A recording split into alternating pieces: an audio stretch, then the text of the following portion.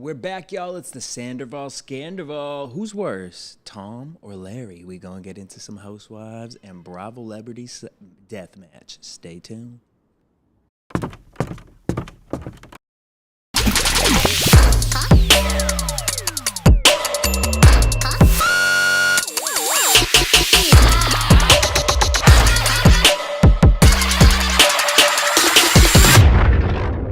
What up, y'all? Welcome to this weekly review with your boy, DJ Jesse J. And you already know I got my boo, Courtney Stewart. She over at her place right now. You know what I mean? It was just a busy week. I feel like it was just Thursday. That's what I really feel like. You You know what I'm know, like saying? we just did this show. We already back. We already back, and there was just too much stuff to the point where I was like, we just got to keep this Housewives, and we're gonna have a special guest call in a little bit. We're going to get into some things when it comes to Potomac. It's just been all over there. But before we do, we got to talk about this. I don't even watch Vanderpump Rules. Ah, how could you? Girl, I don't even watch Vanderpump. But when I tell you, I was like, I have to get into whatever this drama is and figure it out. Now, I know, you know what I mean? I lived in LA for like 10 years, so I know I love Pump. That's me and Courtney's spot. We used to love Pump. She'd get the Pump burger, and I'd get the pine chicken, whatever that was, and we'd cut it in half, the burger in half, and we'd split it after a drunk night in WeHo. You know what I'm saying? Love me some Pump. Sir, a little bit overrated, personally, for me. Not Sir, you know, I mean, it's still all cute vibes, but food is generally mediocre.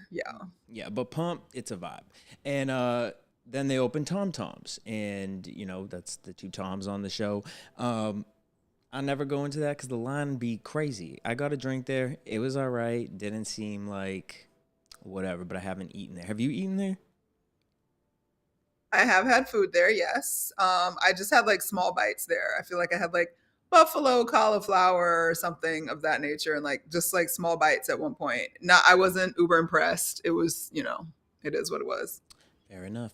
All right, but the drama is obviously, you know, we got Tom Sandoval dating Ariana. They've been dating for like 9 years. Like, Yeah, I mean, in certain states, you married if you living yeah, together and you together, you know. yeah. And the drama, I mean, you already knew what happened, right? Raquel found Ariana. Rachel, honey, she is not Raquel. Her name is Rachel. Well, girl, you know she's trying to put a little edge on, so she calls herself Raquel. It's like when Lala changed her name to Lala. You know what I'm saying? That's fine, but now, especially after this activity, she is definitely Rachel. Definitely, because them court documents have to have your real name on them, Miss Rachel. Mm. You know, the T was basically. Now, first of all, the drama is that they really weren't even in a happy relationship. Like they got businesses together, um, but the reality is like people are saying that they were kind of living like roommates. She went through a little depression. Apparently, she was. That's why I don't like that conversation either. Which I don't one? like nothing about, oh, they weren't in a happy relationship and da da da da. It's like relationships, especially of that long, go through ups and downs. She has had mental health issues along the way. That again, no excuse. Right. They come to. There is no excuse for what happened You bought a whole because. house with that woman. You was in a real relationship and supposed to be committed. I don't care And not how. only that, but how you gonna do it with the person that you bringing around, calling your sister, your best friend? She's talking about, oh, Tom's like a brother to me. Like, girl, like what? This is disgusting. It's messy. Like, and you just sitting here smiling in your friend's face. Low key, it's giving my grandmother's. Like, my grandfather cheated on my grandmother with her best friend. Uh, Terrible. I know. Absolutely terrible. Like absolutely terrible. But love how everybody's rallying around Ariana. Well, as And they should. And although I did hear, I was listening to Juicy Scoop, and Heather said that apparently Tom Tom's was packed. You know, people still, you know, Tom went on Instagram and he was like, oh, I don't want, you know, this affects other people if you know, bash my restaurant. And it's like, sir, sit down. sit down. But also, like, you're a 40-year-old man. How dumb are you? Like, you're that dumb? Like, this is really about your business and livelihood going forward. And you think this is a good idea? But I mean, I guess it makes for good television, so it is a good idea. But TomTom is technically, I think, aren't the Toms only like a 10% ownership or something of TomTom, and that's why they opened Shorts and Sandy's, which I assume is open because they started to kind of open it on the show so far, but Right. whatever. Well, I don't know, but this is, I mean, it's funny because obviously Vanderpump does have a fan base. It's been on for how many seasons? But it's interesting now because this drama that's happening, they were about to get ready to do the reunion. And so apparently Andy Cohen came out, he said they're filming this. They're filming everything that's going on. And Turn them we're going to see it unfold before the reunion happens. Which I can appreciate that they're going to push on that. We don't have to wait till next season because, it's happening now. We need to see this. But apparently Tom filmed with Raquel this past weekend. Trifling. And there was a kiss. And he wants to refilm the scene with her. And Bravo's like, no, we want to air this. And he said, if I can't refilm this scene, I'm not coming to the reunion, which obviously Bravo wants him at the reunion because this is it. This is it. And part of me is just like obviously this is a relationship, but like now we have a restraining order with, what's her name? Shayna. Sheena slapped the shiznat supposedly out of Raquel. Allegedly. Allegedly. And everybody's saying that's bulltish and that, Well, actually, the slap is, Kristen is saying that some kind of slapping happened, but it was like knocking a phone out of her hand, not like a punch in the face like Raquel's trying to make it seem. Right. Well, she went on her little Instagram, posting them pictures. And the whole internet said, girl, you lying. Those are old pictures. And they doing all kind of investigative reporting saying how these are old pictures and showing when they were posted previously. So I was like, the internet is too much. Y'all got a lot of time, but I love it. The internet is too much. And I feel like people, because last week I could have cared less about this when it first broke, because it happened the day before we did the show. Actually, I think it was a couple hours, right? It did. And I was excited because I am a fan. And to watch this unfold for the last few days has been like, oh my God. Okay, but do we think any of this do we think Bravo's just in like heaven, or any of this is being milked? Oh no, I don't think it's okay. I feel like Vanderpump kind of they're like revisiting who they were to begin with. Well, right, because you got Brandy and Shayna, like that's how it all started.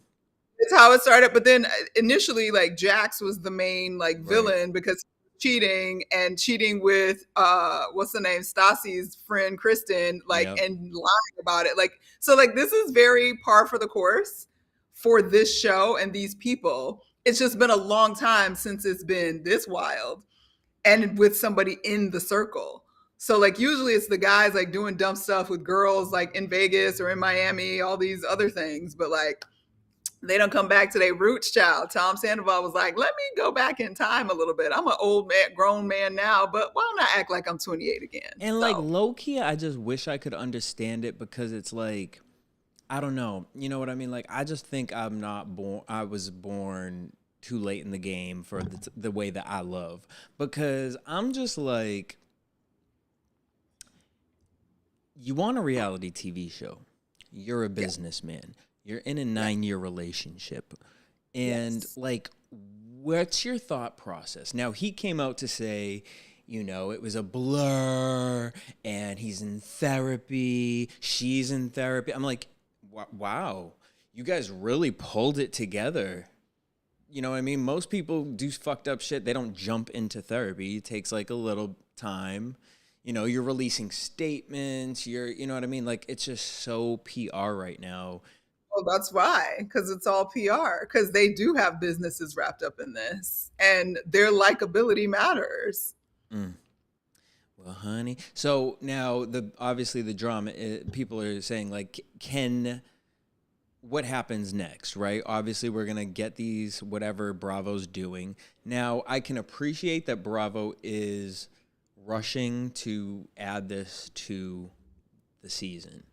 I wish they would do that with Potomac and the other shows that they do.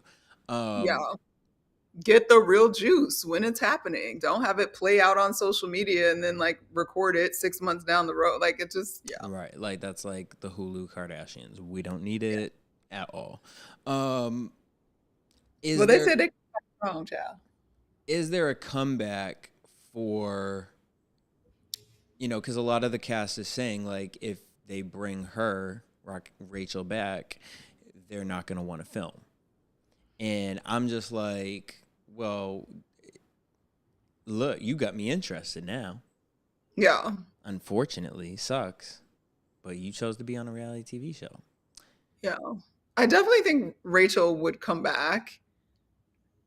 Bravo would want her to come back. Whether or not she actually does, because I don't know how her cojones were all big for the last 9 months sneaking around, but now supposedly she done melted away and is victimizing herself and going back to her family because of the haterade she's been getting on the internet. But people that she was jockeying for fame early on, because apparently that's how she ended up with the English kid, the DJ James. Like she supposedly was stalking him around Sir and trying to get him to notice her, and that's how they ended up meeting and getting in a relationship. So I feel like she gonna like take the hit right now, but she want to be on TV, child. She'll come back. Period. And to y'all in the comment section, what do y'all think? Where y'all at? What team you on? My biggest question for you guys, low key, is who's worse, Larry from Miami Housewives or Tom? I'm like, who is Larry? Child, his name Lenny. Lenny. Why did I say Larry? That's how tired I am, you guys. The way you hear my voice. I mean, we should call him Larry. Give him his other name. Girl, right, just like Raquel. Larry. Rachel and Larry. Larry the cable guy. That's what we're going to call him, honey. Larry the cable guy, Raquel. And Rachel. Larry and Rachel, child. Larry and Rachel. All right, so we're about to get a special guest calling in just a little bit. But before we do, let's just go over some little hot topics in the Housewives world. Did you hear about this whole, obviously we talked about, Drew Sidora and Ralph are breaking up, right? Yes. And then LeBron James came out talking about last season. Like, sir. What?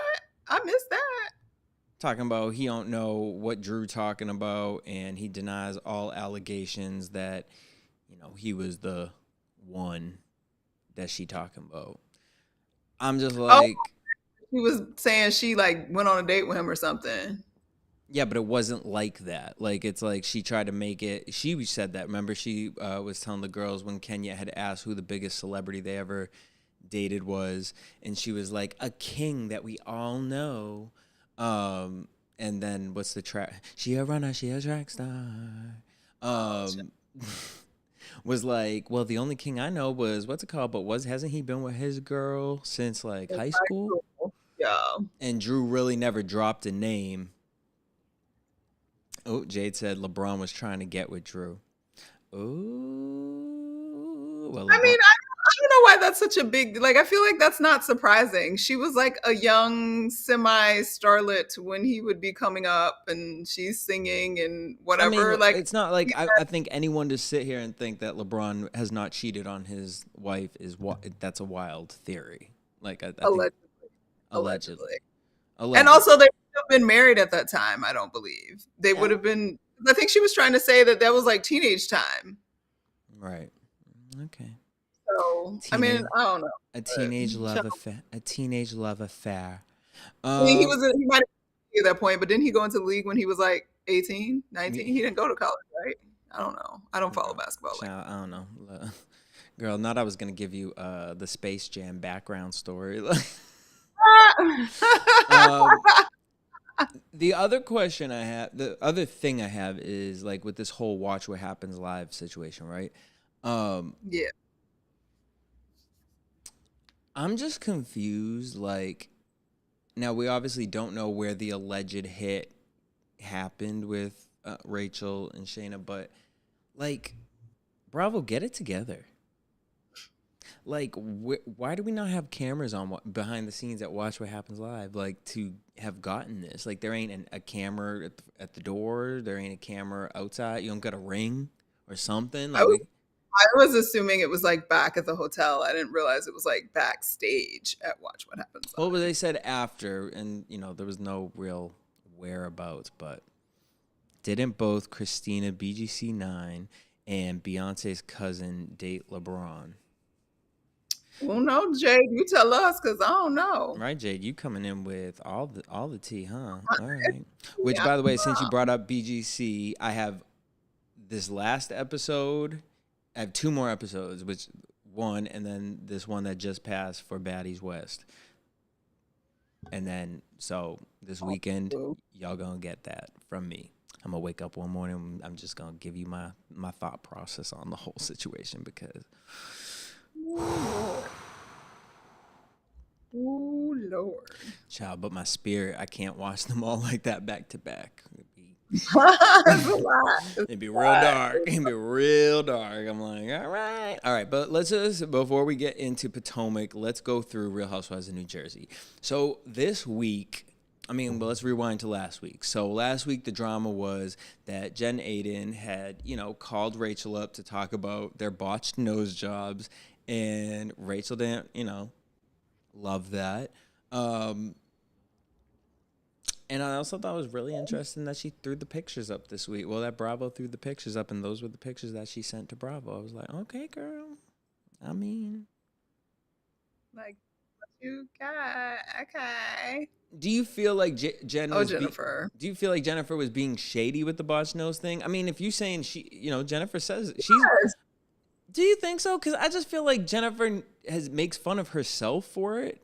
And it's like, oh, girl, like, it's like one of those things like, yeah, was it classy? No, it's not classy to do it. But I don't feel like I feel like she was being more messy about the Margaret situation versus the nose job thing. I thought she thought Rachel would be able to handle that comment. Handle it or not, it was still a jab, and it was meant to be a jab. All right, true that. Now, Courtney texted me, and it's funny because I had texted a while ago. I don't know where this picture of, what's her name? Not Dorina. Oh, my God, you guys. Dorinda. Not Dorinda. Dolores, excuse me.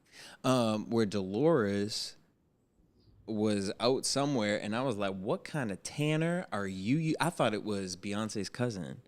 I was like, I sent that picture so quickly. I was like, who is this? And then Courtney hit me up last night talking about Teresa's daughters. What tanners are y'all using, y'all? Because it's out of control. I will give Dolores a little bit of a pass because Dolores is already very dark. True. Like, she looks like she could, whatever. But she did her family history or something, and I think she's like Sicilian, like South Italian.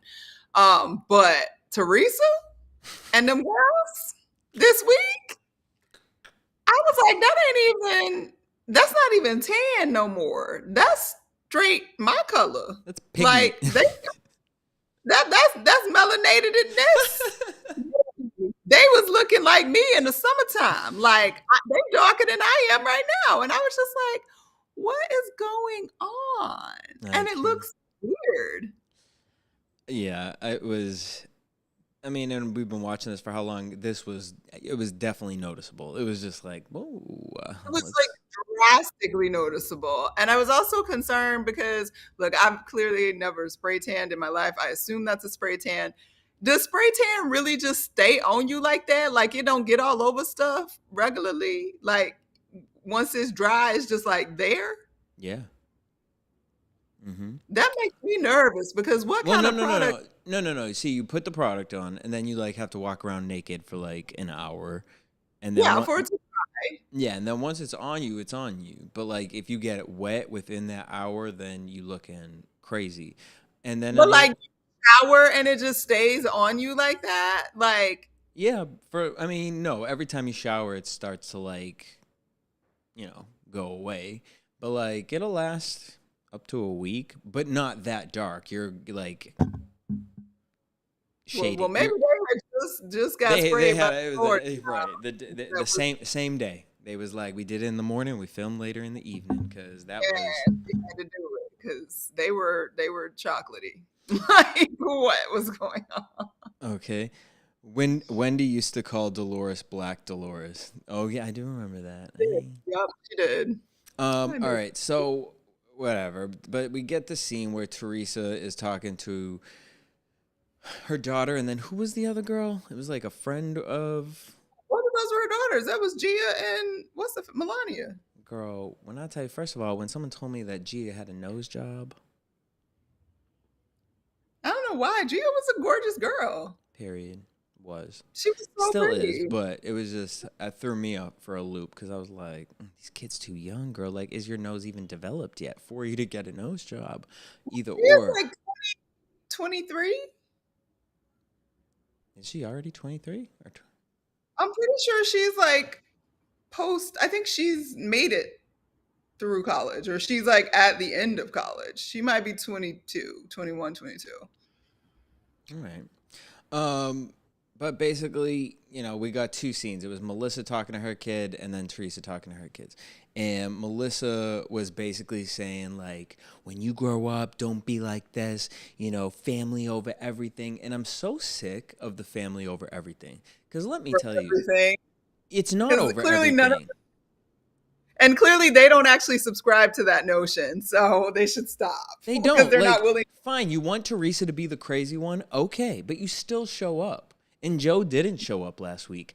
And also, Melissa, you allowed your son to take a nap. Like, what? Again, my mother would never. Even at my age, my mom gonna make sure, just like I talked to y'all last week about the wedding, I had to go to this family. I wanted to go see Nicki Minaj, but I had to go to the wedding, and I live streamed the Nicki Minaj concert at the wedding. You know what I'm saying? Like, balance. So I just feel like, don't sit here, family over everything. We're the good ones. You know, we're just tired. Bitch, we all tired. We all tired of dealing with certain family members, but you still show up. And I'm Greek, and I know that. Like, everybody's tired, girl. And we're tired of fucking hearing it at this point. The state, everybody. We all tired of it. And then they talk about how there's a possibility of Joe not coming to the wedding. And the girls were like, if he don't come to the wedding, that's it. And I agree. Like, it's like, you're not going to go to the wedding because Melissa's mom wasn't invited to the wedding. Like, this has nothing to do with Melissa. It doesn't. Well, here's where I'm going to defend them a little bit. Go ahead. I thought it was telling when Gia did her confessional in that moment and they asked her, like, when was the last time they all felt close, like a real family? And she said it was like a year ago, or, you know, right before Louis. Mm-hmm. Okay. They were always at the shore house. Everything was fine, blah, blah, blah, which I find interesting and contradictory because they just had that scene, 2 episodes ago, where they were sitting with Louis and Teresa talking about how we ain't never been family. They've never been there for us for real, blah, blah, blah, blah, blah. But then 2 weeks later, yeah, but we were close a year ago. So I don't know what's really happening there. But that being said, Louis comes along, something changes. And they asked her, like, well, what changed? And she's like, I don't know. Something changed. I don't think that it's just suddenly Melissa and Joe are like, oh, we hate Teresa. Teresa behaves differently because of Louis and reacts differently to them because of Louis, even though I think Louis has some sense and Teresa ain't got none at all. None. So I just think that it's they don't know how to interact healthily. So at your wedding, when you are clearly neither of you are capable of behaving like adults, maybe it's not a bad thing that he was like, I ain't going. Even if his intentions for why he's not going might not be as thought out, other than his emotional state, that's better than going to the wedding and ruining the wedding, in my opinion. I mean, but the thing is like, why are we ruining the wedding? Just go. Sit in the back. Don't go to the party. Just go to the wedding, support your sister, and say, hey, I went. I didn't want to do the party, but we went to the wedding. We want to support no matter what, family over everything. I think for me, too, it was also telling last week when Teresa mentioned how Louis' family wasn't invited to one of the kids' whatever. I don't know. But she mentioned that, and I was like, that's why Teresa's upset. Teresa feels like they're not inclusive of Louis' family. For me, and she's a psychopath. I think that's another excuse, though, that came after. She's still mad because she feels like they didn't defend Louis last season enough. Right. Agreed. 100% agree with that. He's one of those people that's going to find every kind of problem to say, see, well, you did this too, and you just never defended us. They're exhausting, but they're literally the show for now. But well,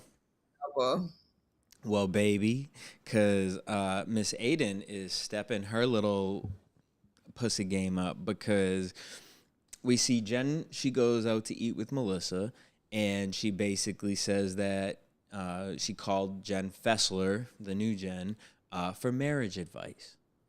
Ma'am. Mm-hmm.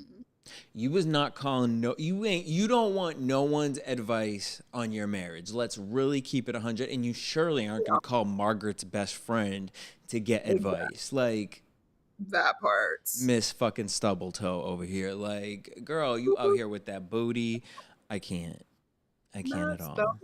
Stubbletoe. Oh, just to start some drama. This could have been a phone call, but here you are. Here you are talking about Margaret once again, and Jen trying to force it into Melissa's head. Well, she was trying to break up your marriage. Like, no, she wasn't. She wasn't. Because I didn't like Margaret last season. She wasn't. I mean, I didn't like. I've never really loved Margaret, but I will say last season that was not what she said. She definitely just said it was like Joe was being. She was he's being a dick, girl. You will be fine if you decided you needed to find a football player. Good. Boom. Sorry, not football. That was for me. Then we get to the fast forward to the Jen Fessler's whatever that was, because again, the fake Southern fried chicken dinner. Girl, not with that. The Walmart picnic, pre-wrapped plastic stuff. Girl, and then you over here getting mad. Why are you hosting something if you're worried about your neighbors? Well, okay, now, come on, no. They was yelling at each other like some crazy hoes, in the backyard. That's a mess. They were way out of control. But that's what this is. We knew this was going to happen. We literally say, I really feel like I say this every week. Why are we shocked that this is happening? We know that if you have a serious event or a party or you want to impress someone, guess what? Do that privately. Don't have Bravo come film it, because guess what's going to happen? I don't think that the arguing is not expected, but they were shrieking at each other. I felt like Jennifer Aiden and Margaret have been fighting like the Gorgas and they've only been fighting for 3 episodes, and I'm already over it, because the way they be screaming at each other and be saying dumb shit to each other, it's just, for what? For why? Literally, I don't know. It got really crazy. I mean, to the point where Jennifer was saying it went to, and it's funny because even in Real Housewives of Miami, which we'll get to later, but it's this whole bragging versus explaining. And I do get what Jennifer was trying to say, because I do think that sometimes we don't check ourselves sometimes. So sometimes if you are having a bad day and someone explains something, you don't like that someone, let that be that. And she's just talking about her life. It could come across as bragging. Sometimes Jennifer does explain things and it comes across like that. But then Jennifer, sometimes you are, because when you're shading somebody else's house and talking about what you have, that's bragging. That's not explaining oh, I have this. And girl, your house ain't all that. Like realistically, I still can't go back to them 2 seasons ago, I think it was, when she first broke her toe or however long that was. And she had her door open. I'm like, how can I see your daughter putting on whatever makeup through your bedroom door? Like, what? I thought y'all had a big house. Like, what is this? What's going No, on I here? would just like different furniture. But also, like, what are they mad about? Because I feel like, look, I get it. You don't get to do something to somebody and then tell them how mad to get about it and how not to hold on to it. Like Margaret or not, I do think Margaret gave her a sincere apology about bringing up the bill thing Agreed. last season. And they 100% had agree. that moment at a lunch that they just did one-on-one together where I really believed like, oh, okay. And I get it. Like, I'm not saying that Jennifer should be able to drop it immediately and like whatever. But I do think Margaret is right that Jennifer don't let nothing go. Like she'll claim she's let it go. And then as soon as the opportunity arises, like that's the thing she's throwing out again. And you're still throwing the same shade at Margaret that got her to say that about your husband and your life to begin with. Talking about she ain't got a family and don't nobody love her and she's miserable, this, that, and other. And I'm just like, how old are y'all? Okay, but this is what I think the thing for me why Margaret bothers me is because again, Margaret, you don't have to explain yourself. I very much watch this and think you are a sane person. Just like Dolores wouldn't have to explain herself. And I feel No. like Dolores pulled back with the Teresa and the Jennifer thing, like, oh, I'm not getting into this crazy. I'm not going to get into this crazy because I'm not. And I feel like I Dolores think pulled away. I think because Dolores will throw hands. Somebody will piss her off and she knows she can go there and will throw hands. Okay, agreed, 100% agreed. But Margaret, it's like, girl, you a little Joe Gorga popping out. Now I'm starting to think you might be crazy because then you scream out, "Do you think she's gonna love you more than me, ma'am?" What? What? Why are you? But What? But she was because saying why? No, I get it, was and we know going to that be it's she's not. my friend. Like she was emotional. It was an emotional reaction. But like, girl, all of it. But at least she got up to leave and was like, you know what? I'm not gonna do this no more. She said, "I have a good marriage, you stupid bitch. You wish." Like what? The name calling was just like, your daughter's watching this. You know, Olivia is like, records this on her own. She probably, whatever, she watching this in her bedroom. And you got your kids watch out here, and this is Jennifer. Jennifer Aiden, you done said you got a botched nose, you got a botched foot, and you out here just mad. But I will say this, shout out to Jen Fessler and shout out to Teresa, because they held, as crazy as they held their crazy friends down in these moments. Jen Fessler was like, Aiden, out. And Teresa was like, oh, well, then I'm going too. And so, you know what? If we going to play crazy, and if everyone's going to play crazy, hey, you know what? Shout out to the crazy friends for that. I can appreciate this. Shout out to Danielle in the chat. Also thought it was weird, the whole, speaking of Danielle, blonde Danielle, and how she's not friends with her brother, or like not friends, but like not talking to her brother over an Instagram post. And I'm like, well, clearly there's more to that story. Right, and we'll hopefully see that a little down. I would love to see that because that will give us a new story. Right. Somebody else's conflict outside of Teresa and Louis.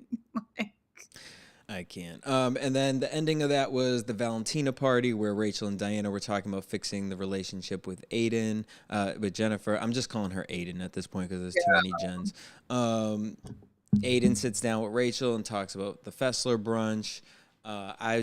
For me, the best part about this was Olivia. I just thought that she just was going to all the housewives like, hey, girl, like just trying to get the tea. And it's like, girl, you're 11. You're 11. But I can't be mad at you because if I was 11 and in this mess. You're your mom's child. Yep. And Olivia, we need to get Olivia on the show because she gonna Olivia probably know too much tea. Business, yes. But I also hated. I think there was a moment at the bar with Teresa and Jennifer. Yep, where they were where Teresa was basically teaming up about Margaret. Yes, and I'm people have patterns. Some people have patterns. Girl, It's like, you bitch, have a pattern.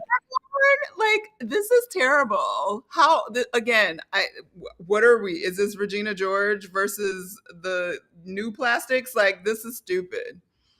You look dumb. Especially, it's so hard to watch because you know these women have daughters that are of age, and I'm just like, this is. And I get it. We watch for, and Housewives has never been like the most like, I don't know, like positive, integrous, showing of female relationships. But I just feel like it's on another level now. Like with the women be like, come on, girl, let's get her. Da, da, da. It's like, can we have like actual conflict about like things we actually just don't agree on or life, and not just like making up cliques like it's high school? It's not even high school. This is middle school behavior. Literally, I can't. All right, so that was Jersey, and honestly, I hope we're getting a little more from these new girls. I hope that we move in that direction because, again, the Gorga thing, over it. Over it. Let's get these new girls in. I want to know their drama, their tea. Let's find out what's going on with Danielle and her brother. Let's meet the brother and see what that's about.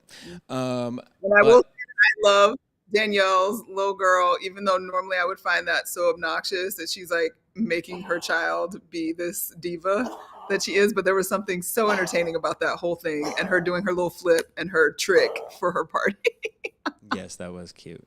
But I do love that they're extra. And I think that Danielle's that. And I felt like when Olivia walked in, she was like, "You're like a real life Barbie." Danielle probably like is she was still holding on to that comment, So I had, that's my like love and my tug for Danielle. But I'm still not sold yet, and I want to be sold. I'm like, baby, give me the candy. I'm sold on her. I'm not sold on the other one with the nose. Interesting. This episode, I felt like she held her own, and I felt like, and so I'm interested to see how she plays the game. I felt like this was her episode for her to finally like, all right, we're getting a little more, because she didn't fully like give in to Aiden. Girl, that's just your name now at this point, Aiden. She didn't fully give in to her, so I appreciated that, because it can be intimidating being the new girl on a show, and she's not like a Mia, which we'll get into that on Potomac, but she's not like a Mia coming in where she's like, I'm gonna be, the villain. I think she just is like a real chick who is on a reality show. She thought she knew what the reality show was gonna be like, life was gonna be like, and it's like, no, girl, we gonna talk about your botched nose. We gonna talk about that Whoville. Ooh. All right. Well, let's get into Real Housewives of Potomac. This was part 3 of the reunion, the ending. Again, could have probably got this done in 2 episodes of the reunion. Sure. But glad that it was 3 so that we could bring in our special guest. She's the homie. She is not only an actress, she is a producer and a stand-up comedian. We got Miss Crystal Bublin in the building. Hey, boo. Hey, boo. Oh, I'm so happy to be here. Oh, we're happy to have you because I know you. She saw that we was doing Real Housewives of Potomac. She said, Jesse, put me in, coach. I need to talk about this. And I said, well, what does she have to say? Because I will say this season, I feel like it's kind of all over the place with everything. But before we get into that, let's just kind of go through what happened. And through that, we'll get your opinion, Crystal, all right? Okay, sure. All right. So we started off this episode from last week with Jacqueline and Mia with the Pandora's Bedazzled boxes. And I'm just like, look, Monique did it with the Notebook. Like, why are we going to... And how are you going to have a bedazzled box? No, why are we... It's empty. It's empty. That's the other thing. Like, you brought this you bedazzled a box for one piece of paper? No, she had like 5-6 pieces of paper. I just don't think there was anything on it. Exactly. Like, girl, you just over here like, what in the Easter basket is going on, girl? We got I live for the file folders, for the boxes. I'm hoping Next season it's gonna be somebody with a Telfar bag full of receipts. I love it. I want it to get bigger. Like I want like maybe 2026 somebody just back up with like one of them trucks you put your papers in to get it shredded. No, you guys. This is what next season I need it to be this. What is happening? A digital presentation. Yes. I need a digital a pull-out screen with a projector. Or can we get an improv team to reenact the receipts? I support that. Word affair. Go. I'm the grand dame.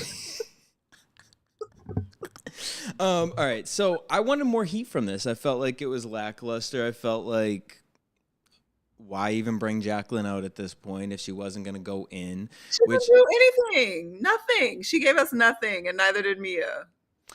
She basically said that Mia lied about being with Jacqueline's mom. And then Mia talked about how she had a brunch with an ex-boyfriend's mother and how G got mad at that. It just was like, girl, I believe you went to lunch with the ex-boyfriend. I believe you went and got dick from the ex-boyfriend. Period. Because it said that they wasn't going to tell nobody, and you ain't had no dick in a while, apparently, and you went and got some safe dick that you know was good. Oh. And Mia has been telling us so much about her sex life.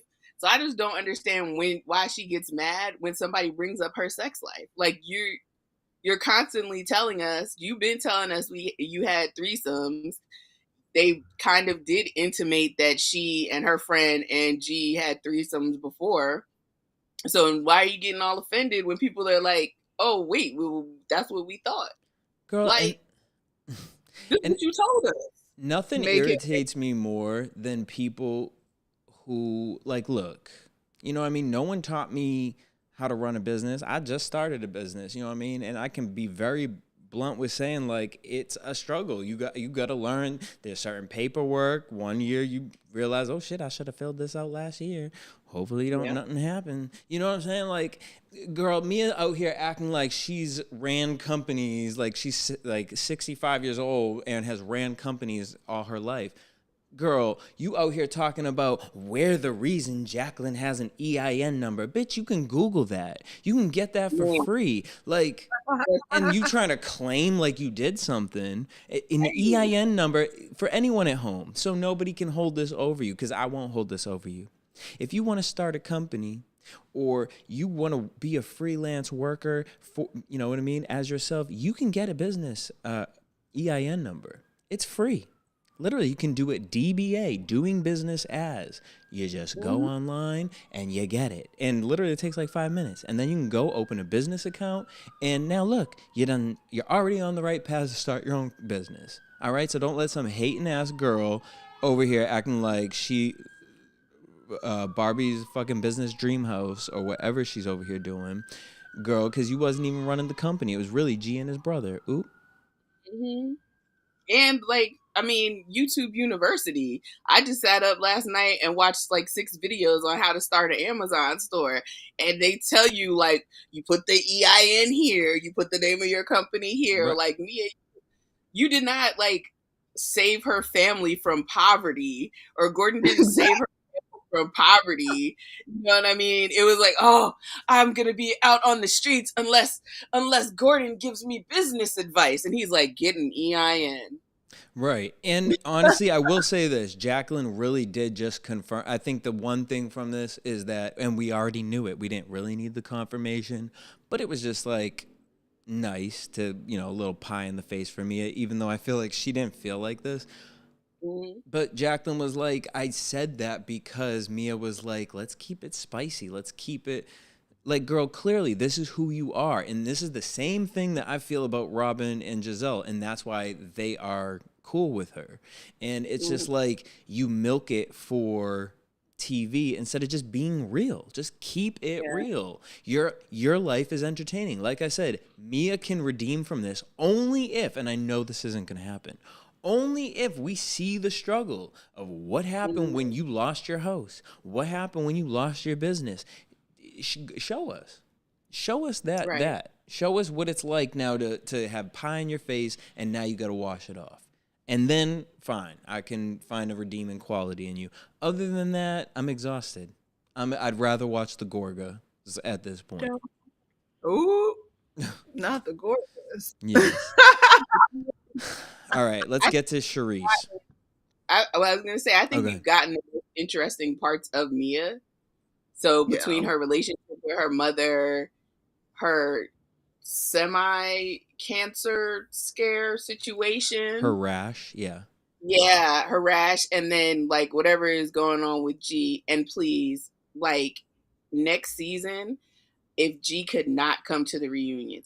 If G could not film, because every time he gets into his nasty old man bag, I feel the worms.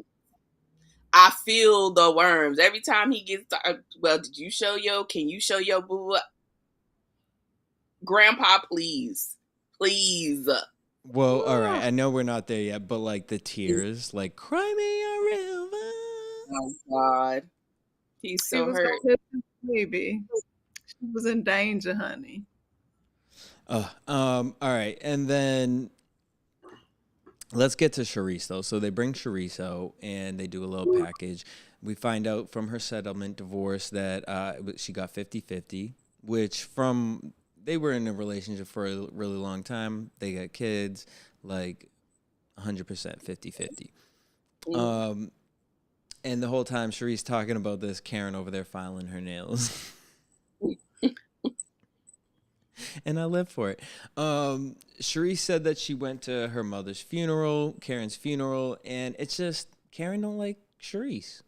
And I think that Karen is that type of person that still will invite somebody to something because in her mind it's proper to do so, kind of a thing. I don't think she ever likes, but that's fake, Karen. And you have to be like, you know what? Yeah, I was being fake. I did invite her to my birthday party, and you know what? You're all right. That was fake of me to invite her to my birthday party, and I probably shouldn't have because maybe I am leading her on. As maybe Charisse did think I was trying to be friends with her. I just think Karen, I don't know what bubble Karen's in, but then we hear. You said what? Crystal? Oh, I said she's the Grand Dame. I know, and I love it. She's in a castle. Period. Mia says that one of her, in a past episode, Mia, when she was eating her lobster at the strip club, she said that she had heard a rumor that Karen was dating some restaurateur. And then the reunion, we get that Mia says that this was a family member. And again, bullshit. I believe it's bullshit. I believe that this is one of Mia's, like, the way Mia brushed it off so quickly. You said it's fake, then it's fake. Okay, girl. Like, we moving on. Like, there was no facts. You didn't have anything else in the box, girl.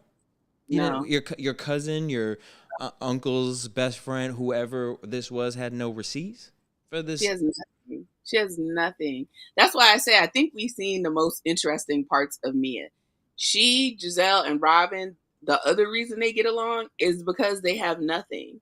So, like, Robin was hanging on with a string with the whole marriage thing. So what are we going to talk about next season? Because you ain't going to talk about his cheating. Right. You ain't going to, if he goes to jail for this or whatever happens with this lawsuit, you're not going to want to talk about that. We're going to talk about how Giselle's drawstring ponytail don't match her hair. Like, we're going to talk about them helmet wigs she be wearing. Like, everybody's not a wig girly. Everybody's not a lace front girly. Yeah, I mean, and Mia, we don't.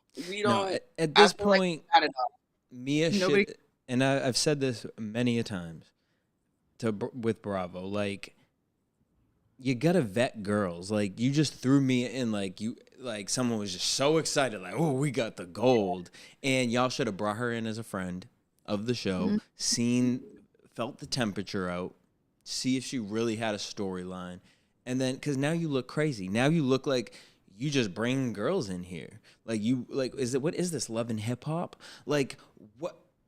You didn't vet this girl? Like, she didn't even own the house that she's in. She doesn't even own the company that she says she was. Like, are you guys, like, you can find that out through Google. So, like, I think my thing is, like, are the producers producing? What's happening here? Like, that's my confusion. they brought Mia in to be Kenya, but Kenya had an actual career and was, like, Yeah. legit. Yeah.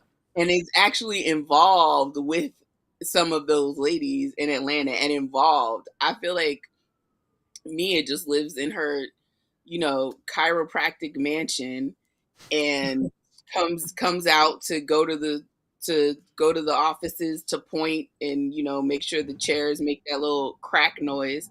And then she goes back home. I don't feel like Mia has really a life outside of being G's wife and, you know, their kid's mother. She doesn't seem like she does much. Maybe shop, but like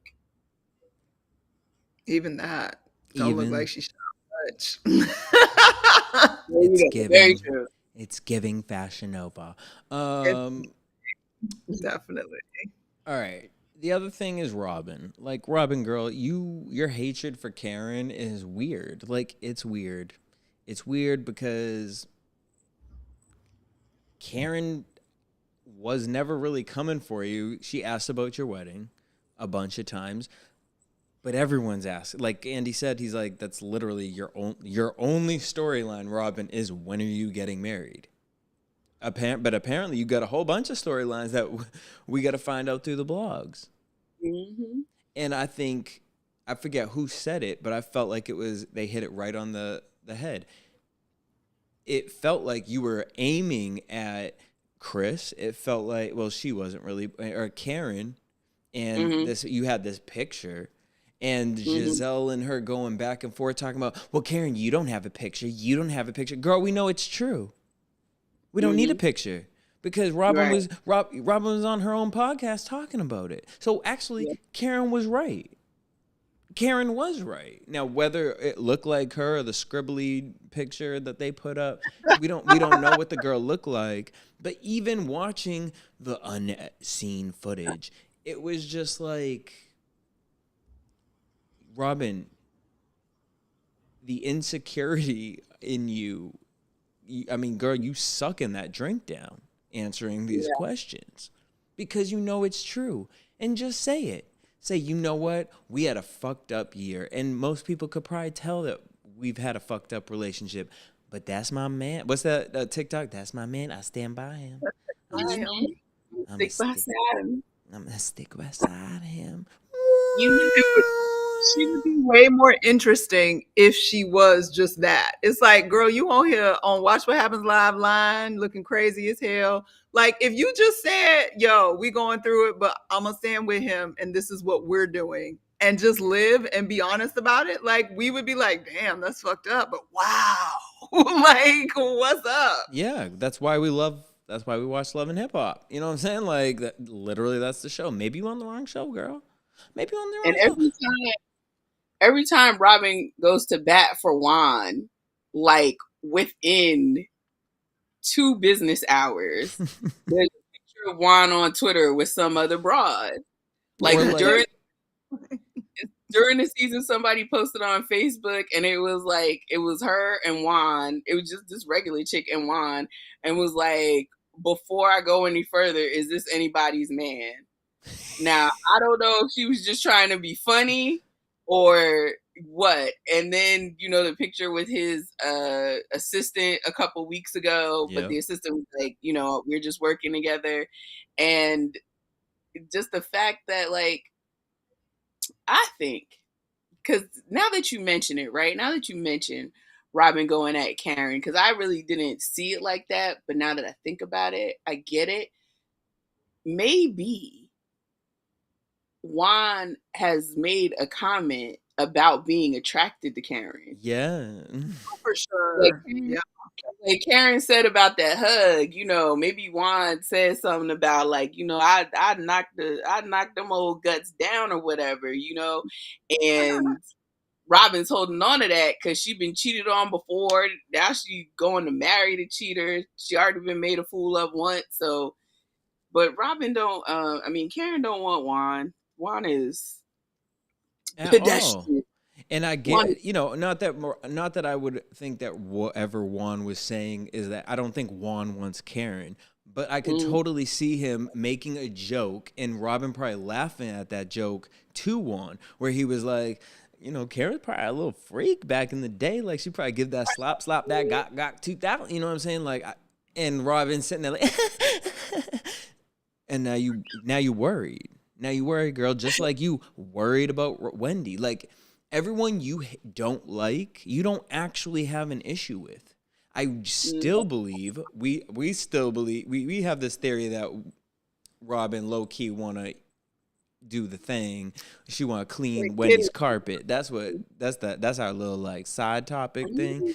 But I more so think for Robin and some of the other girls, y'all mad that Wendy got a husband, she got kids, her husband is like, hey, happy Eddie, you know what I mean? But loves the fuck out of his girl.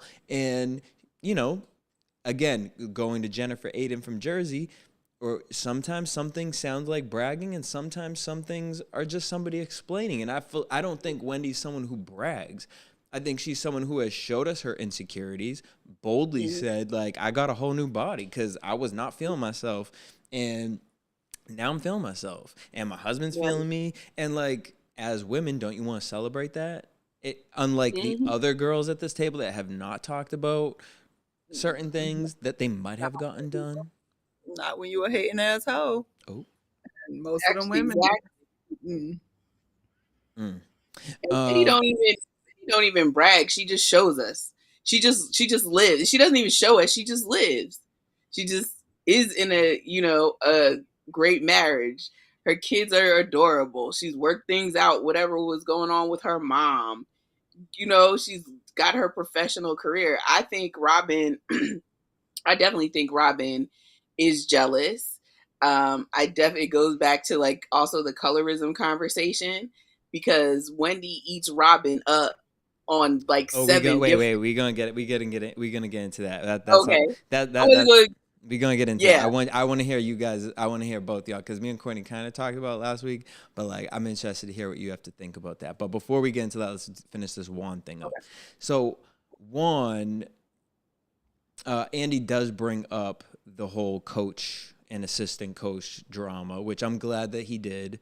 And I gotta say, I respect the women for not using that as ammo because all of them could have. I mean, they Karen really only held the blonde girl in Hoboken or wherever the heck it was. I know it wasn't Hoboken. Someone gonna be like, it wasn't Hoboken. I know. Georgetown. Whatever. Georgetown. Karen really only held that to the fire and clearly could have held everything else. And y'all sitting here, we get phone calls about you, Karen. Well, no one called Karen because all y'all's tea is in the damn press. Giselle, you mad because you married some alleged gay priest over here and you ain't got no man. You over here dating young men, doing all the things. And it's giving bitterness, right? But then, Robin, you over here every season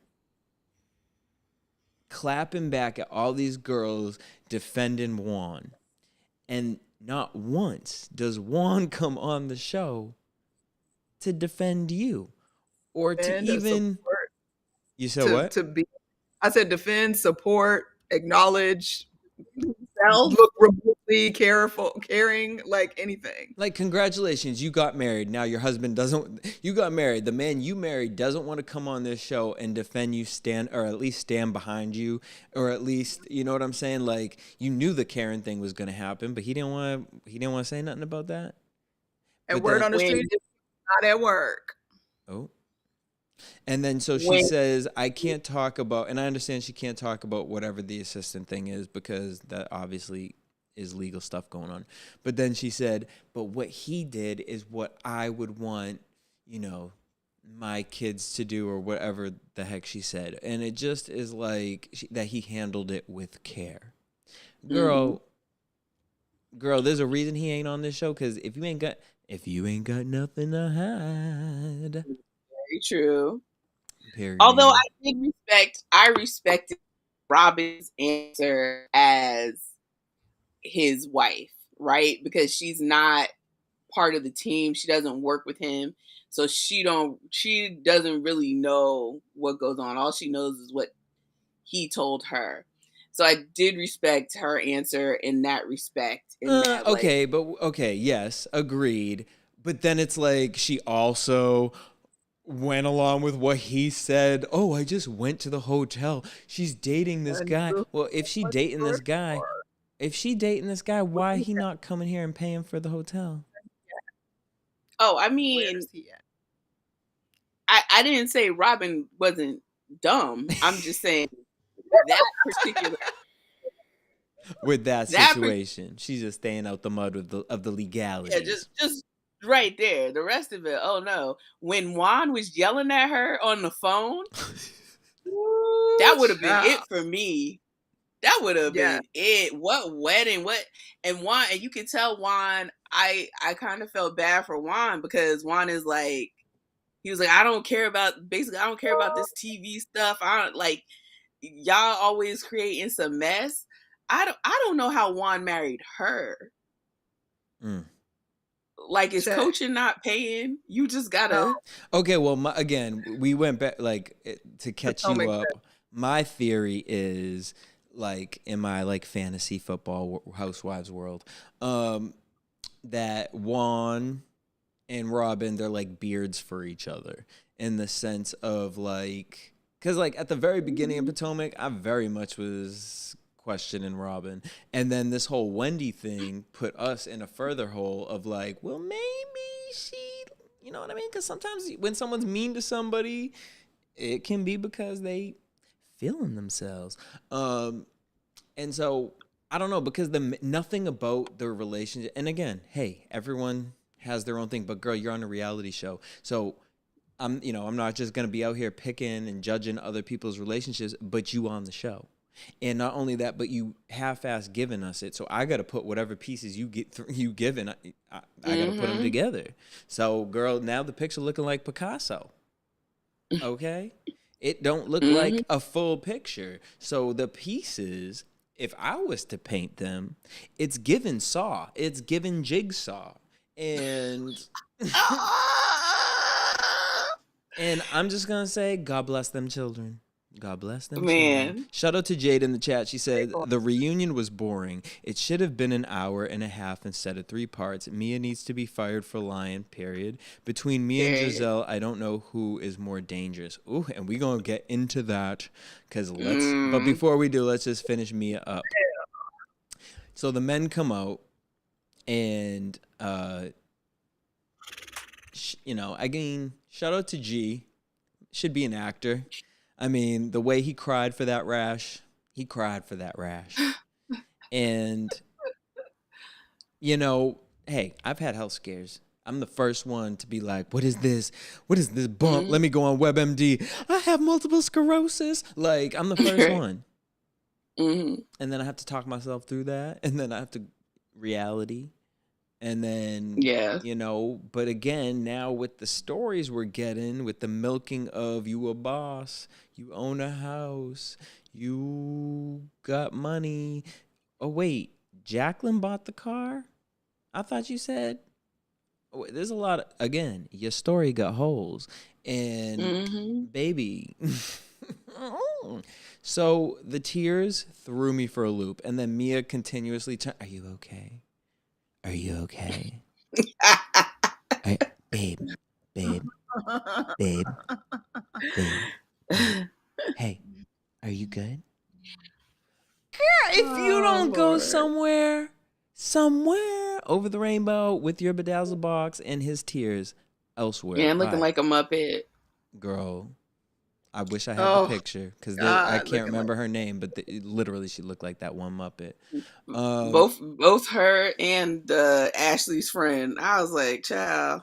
Girl. Now, it's not nice to say, but it's accurate. Girl. That's accurate. If it quacks.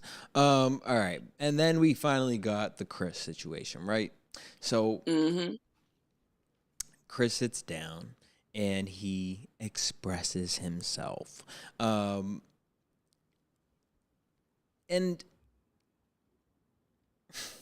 I'm low key with all this. I'm Team Chris.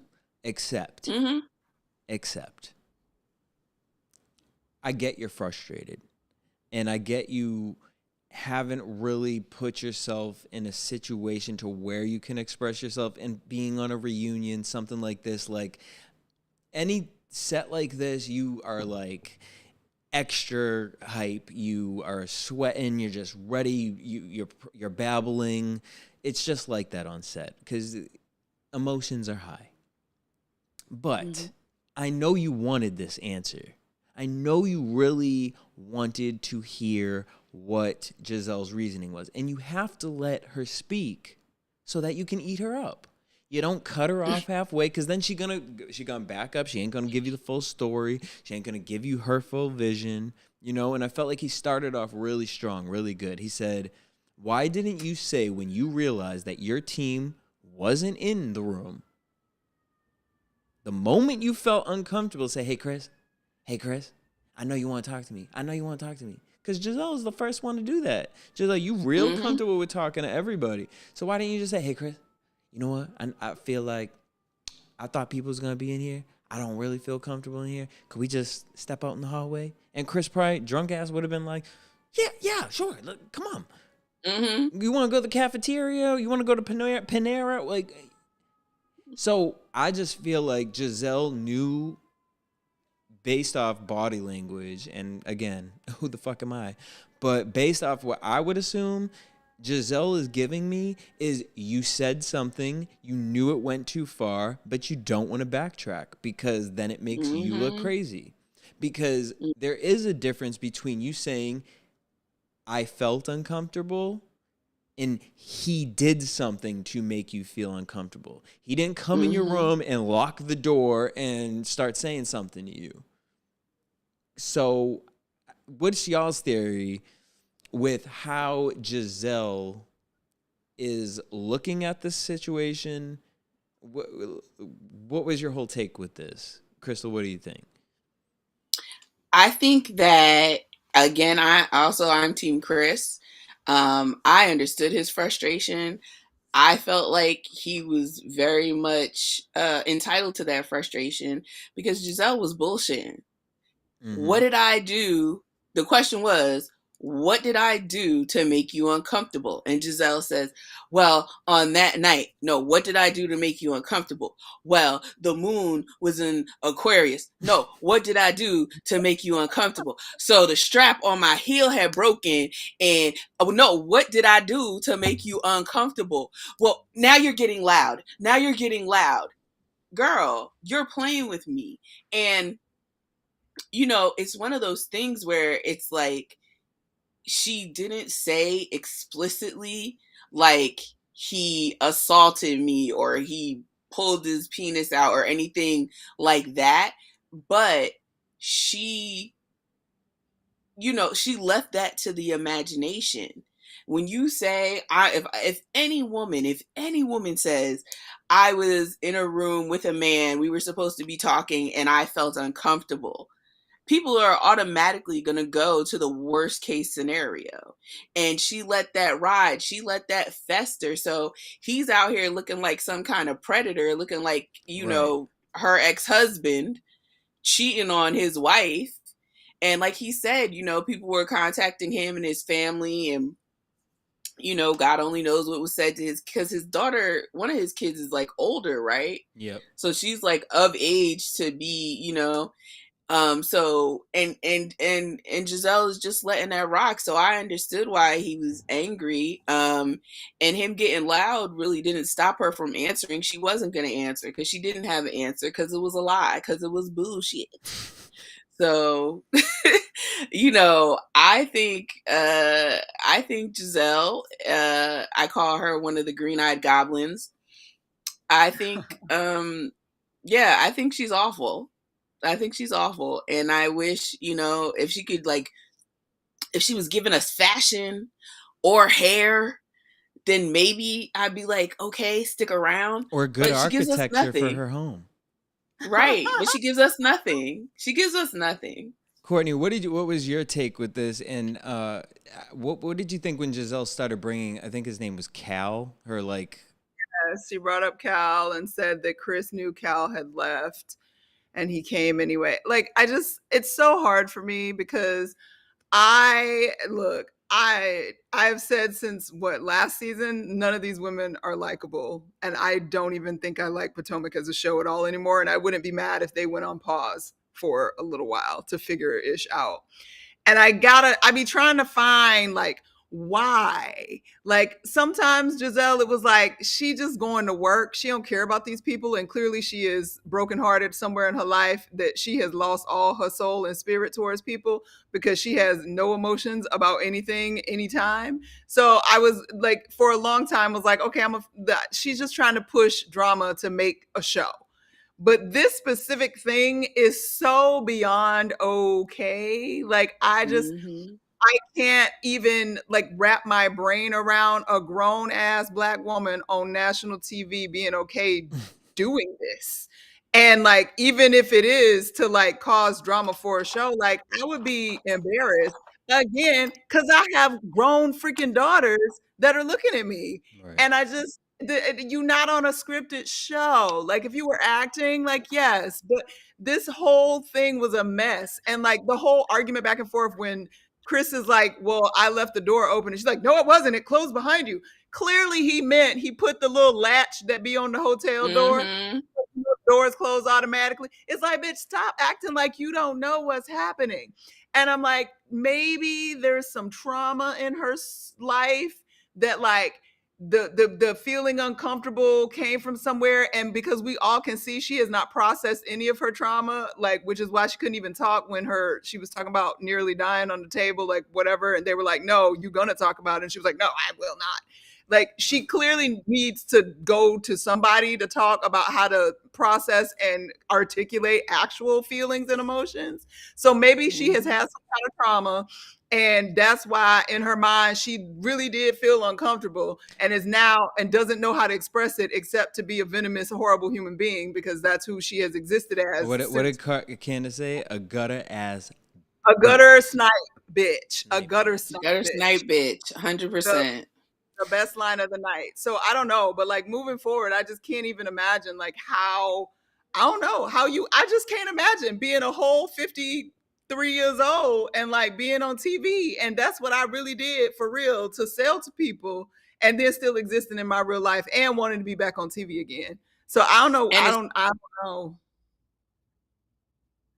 And it's crazy to me because if that had been Eddie or Gordon or Ray, you talk about under the jail. Yeah. Well, under the jail. All right. So they would have came for those men. Now, and let's just I want to hear what you guys think about the whole colorism thing, because this moment kind of tied in from last week's episode where, you know, they allowed the girls to have their own discussion of how they feel colorism plays into the show. And then this week we see the argument between Chris and Giselle, right? And then Ashley jumps in to say, and the Ashley thing, it's like, girls, just shut up. Like at this point, everything you have like alleged has been washed clean. Like, and Bravo is doing it. They're like showing you, oh, my friend said that. Clearly didn't happen. Oh, well, my friend says that the way it was edited, his lips weren't moving. Girl, her eyebrows don't move when her fucking mouth moves, okay? Like, so she has no facial expression and she's a Muppet. Like, be concerned with that, you know? And you over here and you gonna jump in, like, at this point, just stay quiet. Just stay quiet. And shout out to Dustin Brown in here. He said, I think maybe they both made a bad decision to talk in the heat of the moment. They both should own that. I think Chris has owned it. I think he said, I'm sorry, but like he wrote that DM to Giselle, I'm sorry if I made you feel some sort of way.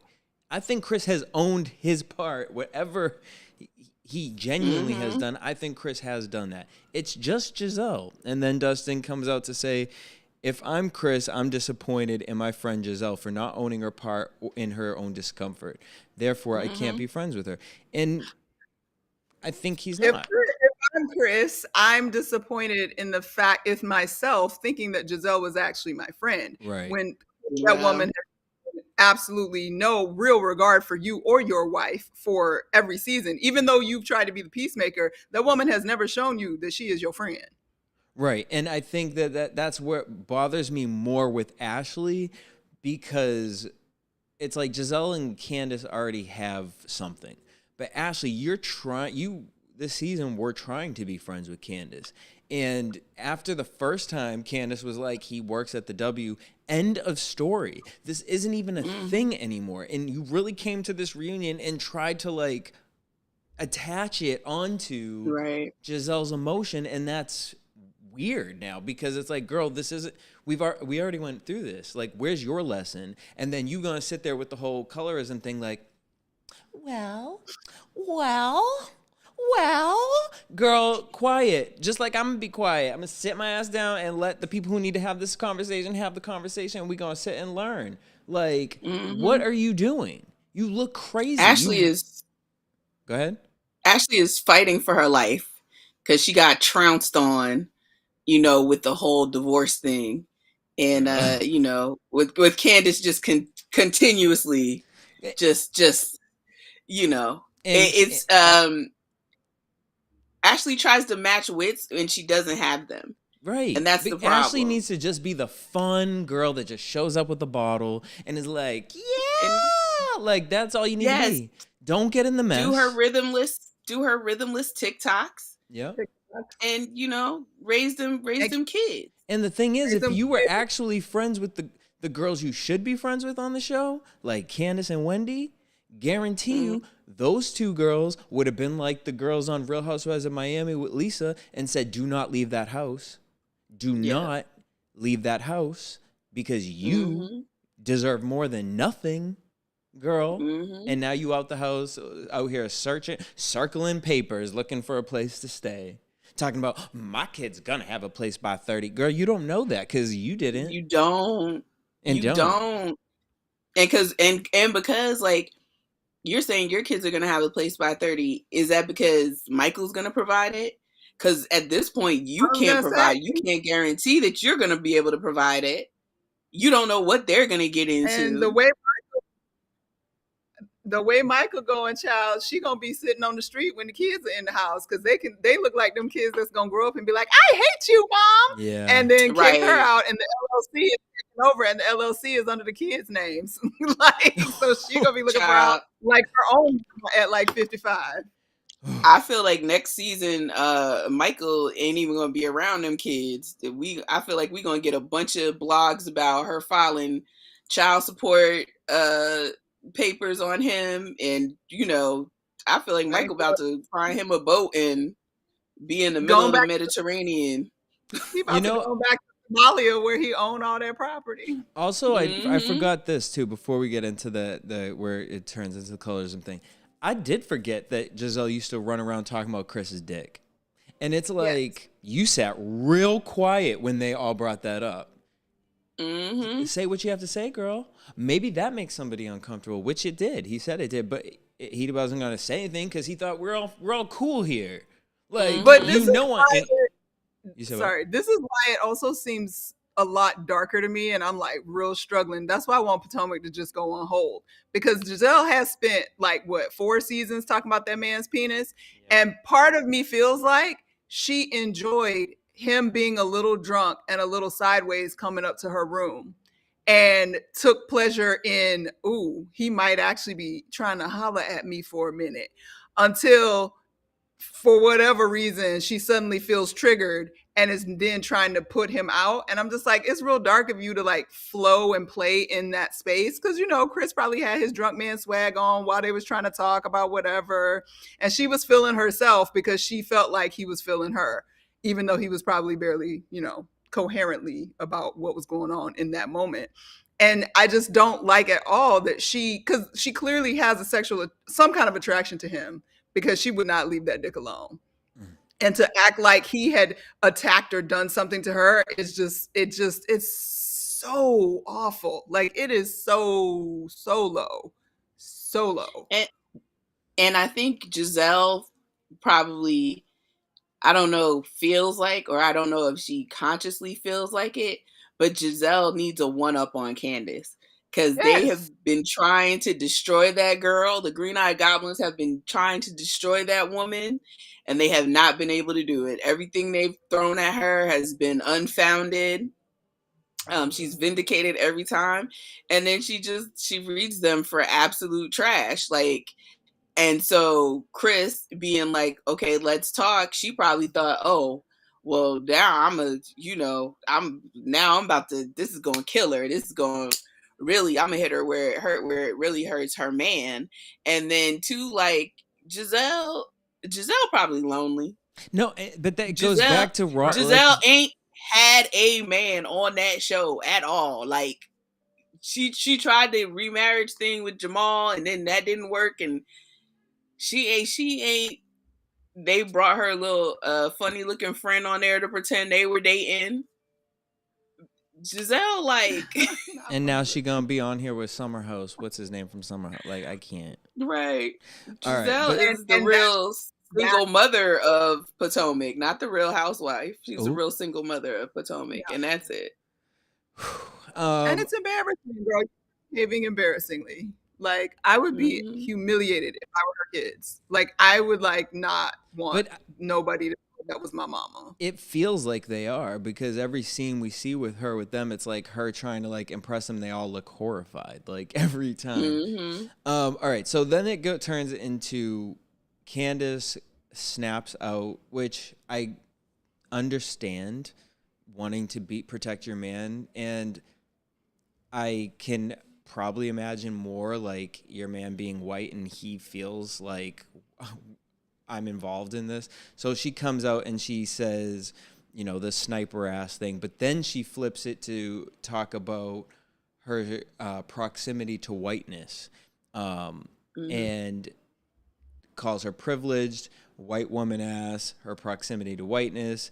Wendy then kind of steps in and was like, hey, I get it, but like, let's, after that conversation, Wendy dropped the ball. Let's think like this. And to me, I feel like that fed Ashley, because we know Ashley just want to, what can I put? Can I put my coat on the hook too? Girl, like, go put your things in the cubby, sis, and go sitting down. It's reading time. This isn't, and it's not for you. So what was you guys' take with this? Do you feel like, and also, Crystal, like, what's your take with the whole colorism, argument and conversation? Giselle was real quiet last week during that segment. So I'm just interested to see what you guys thought of this moment, and how that kind of unstrung. What you think, Crystal? What was your take last week with that whole segment, and then how it led into today? Well, that segment last week, it was pitiful. I was really, it was comical to me because Andy ran down this list of suggestions, right? They said we should get an expert on here. They said we should have this. They said we should have that. And it was like, they said we should have somebody else ask these questions. And then he did none of that. Then he was like, we're not going to do any of that. We're just going to let these people who have been legit colorists the whole season talk about and gaslight everybody watching this about them not being colorists. So that was a mess. Y'all could get Nicki Minaj. Y'all could give Nicki Minaj a segment, but you couldn't give somebody with expertise in this field, in this very important, powerful discussion, a minute during Black History Month. Come on. I don't think anything that Candace said was wrong. I don't think her words, I don't think her delivery. I think people expecting Candace to say it nicer or to say it sweeter. That is also clear cut evidence of colorism, because when, you know, the green-eyed goblins are out here making all these accusations, telling all these lies. When Mia and Wendy were getting into it, you know, when Mia and Wendy got into it at that dinner, and everybody and Robin and Giselle were telling Wendy she was wrong for saying something about, you know, G after the fact, but not acknowledging, you know, excuse me, Mia creating all this mess with Peter, Mia throwing the drink, you know, it's right there. It's right in our face. And what Candace was saying was she wasn't calling Giselle a white woman. She was saying your proximity to whiteness, because you're so light, because you can't pass, because if you're in a room with a bunch of other white women, people are going to have to do a double take. Somebody actually tweeted a video of Giselle dancing this week. Like, she was just like doing a little TikTok dance or something. And every comment under that and every tweet under that, and when I saw it first, I thought it was Denise Richards. I swear to God, I thought it was Denise Richards until I was like, wait, that's Giselle. So yes, her proximity to whiteness, accusing this man, and it's kind of like, you know, basically not directly accusing this man, but like I said, letting people's imaginations run with what he must have done to make her uncomfortable. And he's married to this Black woman, so it's kind of like, because there wasn't a Black, like we've seen throughout history when, you know, white women accuse Black men of something, and especially when it's unfounded and untrue, you know, the Black man catches hell. And so it's like, no, Chris isn't Black, but Chris is married to a darker skinned Black woman. And I feel like that was kind of like Giselle's way of, again, another way of trying to, you know, hurt Candace. And she knows better. She knows better. Like, she sits up there like this. This picture you have in your background here with Giselle's stupid confused face, like, she knows better. Like, and that is the fakest. That is the confused face I make in auditions when the line says, "Actor looks confused." There's nothing behind that. That bitch is not confused. She knows exactly what she was doing. So do you feel that that's what the silence... She was going to get away with it. Do you feel like that's what her silence was for majority of the episode? That she knew exactly what everyone was saying? Giselle, for so long, I feel like Giselle, and maybe Robin a little bit too. Yeah, definitely Robin. That's why she'd be on Wendy so bad. All they had to do was show up and be light-skinned. And there are a lot of people like that. All they had to do is show up and be light-skinned. And, you know, the world has a fetish for, like, biracial children. I've heard people say, like, that were, you know, Black women that were pregnant, 3 shades darker than me. Oh, my baby's going to be so cute because they're mixed. Say what? Right. And like, I just want to... Giselle... Because I think what you just said was great. It was perfect because, you know, even in the comments, we have Dustin saying, what exactly is proximity to whiteness? How does one improve that?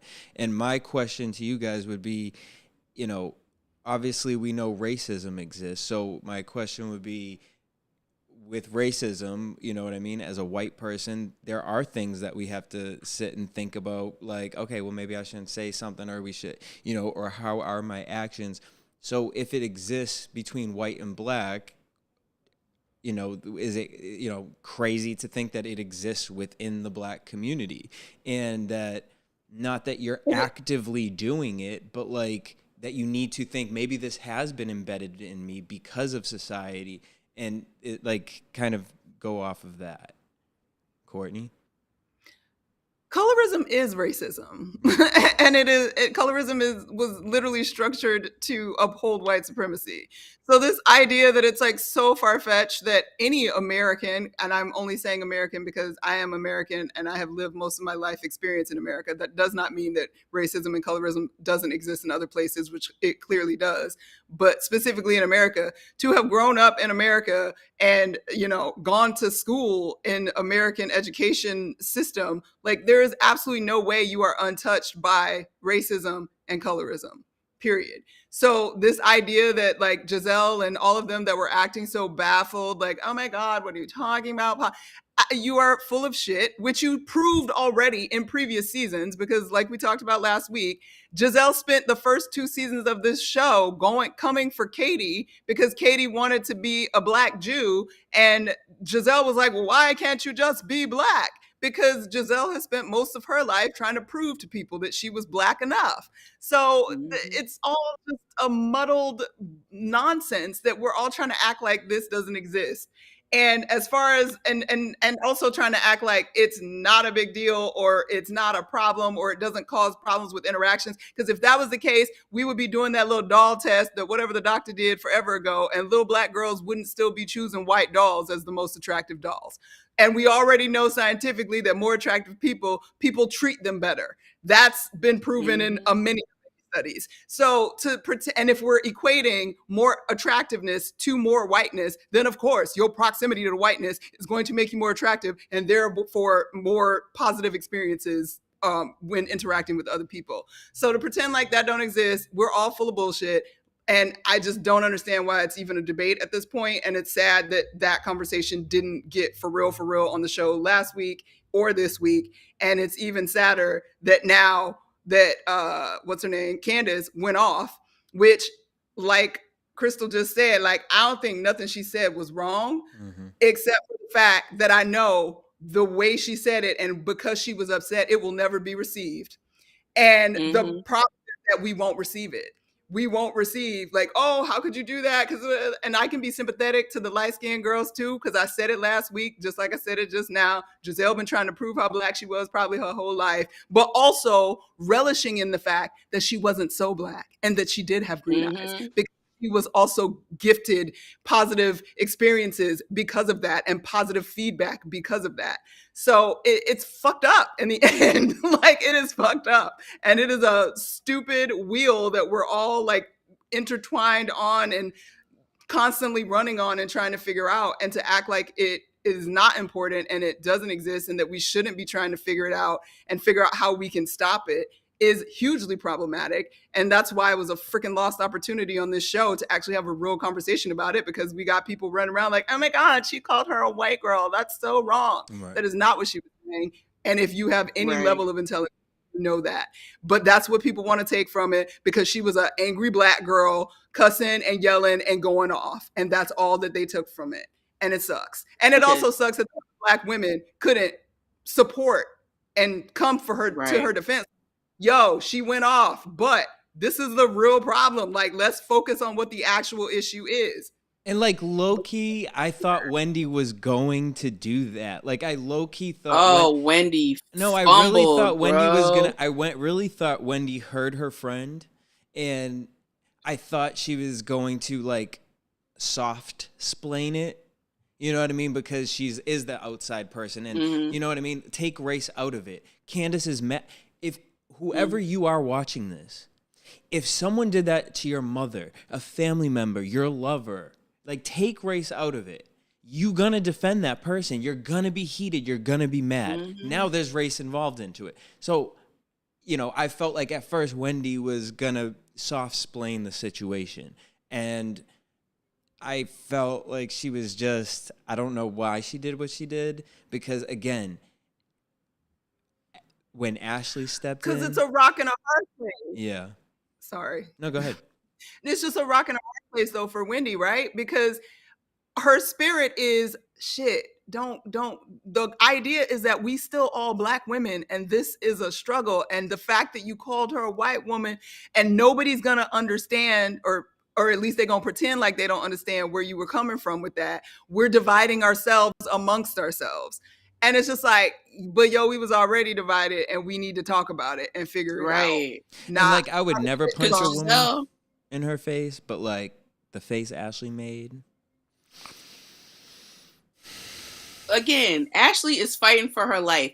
Ashley is trying to crawl out of a mine, right? So she just, because every time she tries to, like, she was standing on the ground, she was on ground level, and then she went at Candace, and then Candace knocked her down in the ground some more, and then she tried again, and she get knocked again in the ground. Then we get, here on the reunion, and we find out that Mike is leaving her with nothing after she talked all this junk about what Candace's mom taking care of her, like literally taking care of her child and supporting her child. So now she in the bottom, she down at the earth's core. So she needs something. She grasping, trying to climb back up. So when Wendy said what she said, she thought that was her. That was going to be her anchor. That was the person Wendy was pulling her up so she can get in Candace's face again.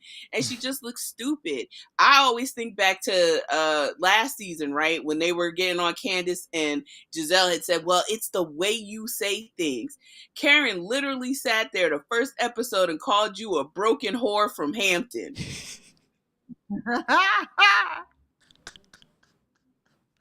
With a hot box, child.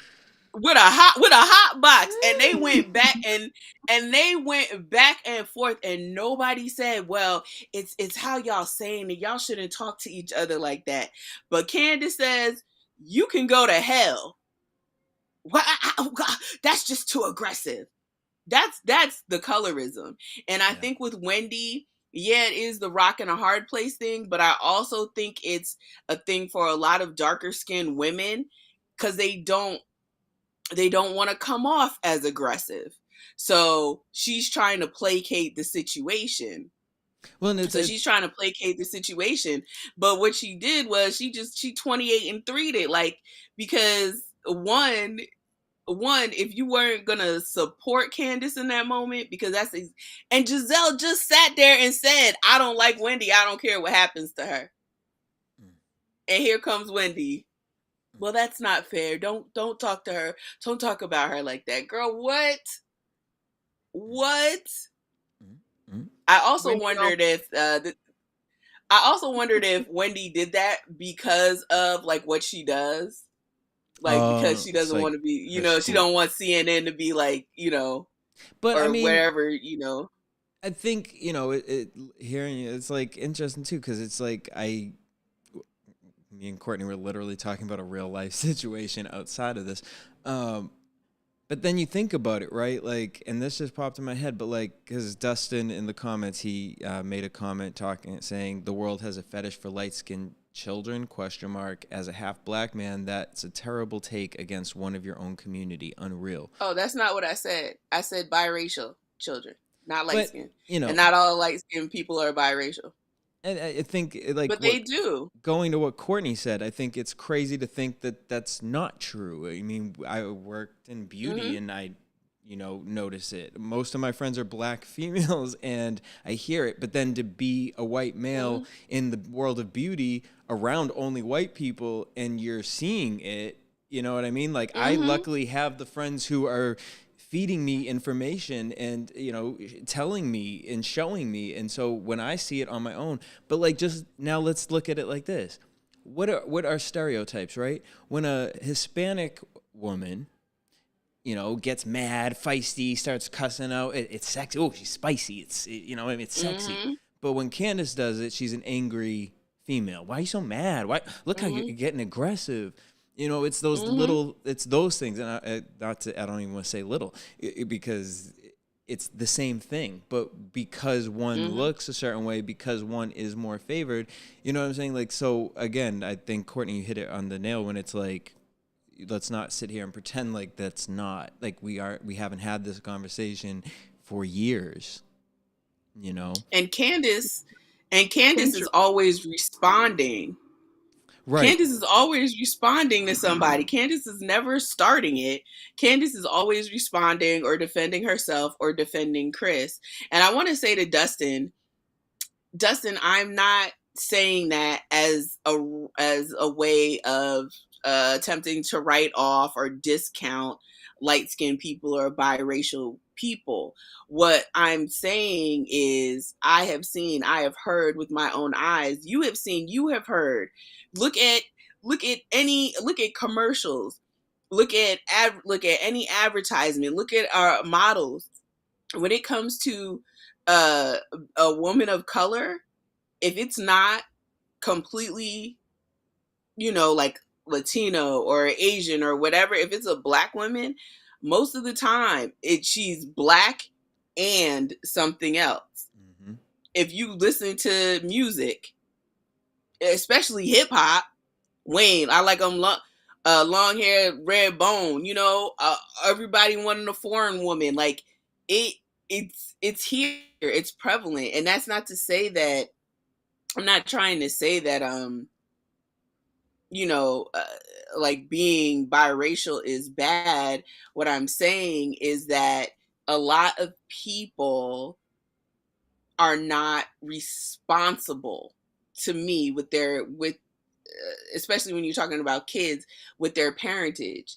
And a lot of people have in their head, like a biracial baby is better. Like there's a whole faction of people that are, like people say good. Oh, I hope my baby has good hair, or like. Yeah, I hope my baby has good hair. Look at the NBA draft this year. Like, bruh, come on. Like, you gonna have to explain that because I don't know. Oh, so the Girl, NBA, I don't watch sports. Listen, the NBA draft. I literally, I just saw a clip of it because I didn't watch it, but it was literally almost every basketball player that came out in the draft, almost every one of those kids had a white mom. And it was like, at one point it was like 6 or 7 in a row. Like, whatever the kid's name is, Dustin Cartman, and then here comes, so yeah, and for some people, yeah, I know there are plenty of couples that it's like, oh, I just love this person that happens to be of another race, and we fell in love when we got married and we have kids. But there are some people that are sitting out there straight up like, I want a mixed baby. I want my baby to have light eyes. I want my baby to have light skin. I want my baby to have curly hair. Shit, YG at Nipsey Hussle's funeral just blurted out, yeah, I told Nipsey we got a hard time because we raising light-skinned daughters. Like, it exists. You know what I mean? It exists. Courtney, you got anything? It exists, and it's dark. I'm like, it exists, and it's dark, and it's hurtful on both ends of the spectrum. Because I don't ever want to discount that it exists in all directions of mess. Like, it's all a mess. Right. Not for the dark skinned girls, and that's not like the Ashley chiming in like, I have my privilege and this and that, because there's the part of it, just like Wendy was trying to like, let's all be unified. Like, there's no way for us to do that based on the way things exist. But also, that's the way that it should be. Like, this whole one drop and what makes you this and that and whatever was made up by white people, but we still all live and experience, and a lot of us experienced trauma based on those cultural rules that have been in motion and in place for hundreds of years. Like, there are men that walk down the street, grown men, y'all, that still will ask me, oh, well, what you mix with? Nigga, what? Like, like nothing. I'm black. Like, and they think that that's a black and African American. Yes. Like, and they think it's a compliment to like, oh, well, you must have something else going. No, I don't must. So it just, I think that to pretend like those things aren't still happening, and that we, number one, just like people thought we were post-racial because of Obama, which was bullshit. Like, we're not post-colorist as a Black community just because it's 2023. We still don't address it for real. Still want to act like it's not really happening when clearly we still got mamas and young people looking behind baby ears and looking at their knuckles to see how dark they're going to be. Like, that stuff is real, and it's real devastating. And just talking about it and bringing it up and actually acknowledging it does not mean that you're being mean or disregarding the light skin versus the dark skin. Like, ain't none of that. But if we don't actually put it on display and analyze the shit and work our way through it, it's going to just keep continuing. And that's the thing about with Giselle. It's like she's not acknowledging that privilege. Like, to her, it doesn't exist. I guess to me, because for so long, all she's had to do was show up with her light skin and her blonde hair, and whatever she says is heard, is taken as gospel. But when Candace claps back, or Wendy claps back, now it's a problem. Now we're getting aggressive. Now it's an issue, and yeah, it's hurtful. It's terribly unfair, and like you said, Courtney, it's very dangerous, because on one end of the spectrum, where they'll say, like, the darker skinned Black women are so aggressive and stuff like that, they will hypersexualize. They hypersexualize both ends of the spectrum in different ways, but in the end, it all comes to, like, a lot of times those women, when something happens to them, they're not believed. You're too pretty for somebody to do that. Or you're too pretty to be single. Everybody wants you, or you know what I mean? Of course that man, of course she was fast, because everybody been looking at her for years, and like, so it's just something like they have to really acknowledge and have that conversation, because, like, yeah, it just makes them look horrible. Honestly, watching it just makes them look horrible. And Dustin, like, they chose to speak without a representative, but at the same time, like, that's still Andy's show. Andy could have been like, we're doing this. We're addressing this. Now, of course, I don't expect him to, because it's not his. And just to reiterate, the rumor was that Candace actually voted for there to be a mediator, and she was outvoted. And if that is true, that is hugely problematic. Right. And another example of the color. So it's like, they'd be like, oh, it doesn't exist. Oh, but I just did this. Oh, it doesn't exist. Oh, but there's this. Oh, it doesn't exist. Well, Mia did this. Like, it's low key, I just really wish Andy would have, like you said, just have brought somebody in, because it's if one person feels that way, then that means there's a drop in the water. That means that it has to go this way, and I couldn't be the person to make that decision. And like you said, y'all done brought Nicki Minaj in to talk about what I love. I love Nicki, but to talk about what? And this was a moment where finally, okay, if we're gonna have this real conversation, educate people, and like you said, during Black History Month, like, wild. Wow. Educate people and educate themselves. Well, that too, right? And they show cast. This show, I think that's what's happened in the last couple of seasons, is that Andy and the producers have picked up on, like, colorism being the underlying storyline. So if they ain't got nothing else, they got that. So of course they're not gonna try to work that out or work through it or clear it up. They're just gonna let it exist, because they know that's always going to be a topic of discussion. Like, now that, Mia's out of storylines, Giselle's out of storylines, Robin's out of storylines. Well, at least we keep the light-skinned girls being mean to the dark-skinned girls, and then people will have something to talk about every week. We're profiting off of it. They absolutely are. They absolutely are. Doing it since the beginning of the inception of the country. Why would that change now? Right. Because if they didn't want to profit off of it, like, it would have been checked. It would have been checked long ago. It definitely would have been checked last season. Well, and the cast would have been shaken up 1,000,000%. Right. If they really truly were concerned. And Mia will not be on next season if you are truly concerned. Period. Because at this point, and we got to wrap this up, because we got to run through Miami. But to kind of go into this as well, like, Mia needs to be a friend. Or honestly, she just don't even need to be on the show. She doesn't need to be on the show. And Robin, at this point, needs to be a friend. Like, you either get rid of the Green Eye Bandits. I get why you would want to keep Giselle. Fine. But Robin... Do you? Oh, I don't. I mean, I don't. I think for me, I think Andy likes Giselle very much. I think that Giselle still is... her history in Potomac with this specific group of women, other than Candace and Wendy, but the other, like the original crew, I think she has history there. She's the reason that you can still tie in Charisse and whatever. And if they bring Katie back, something like that.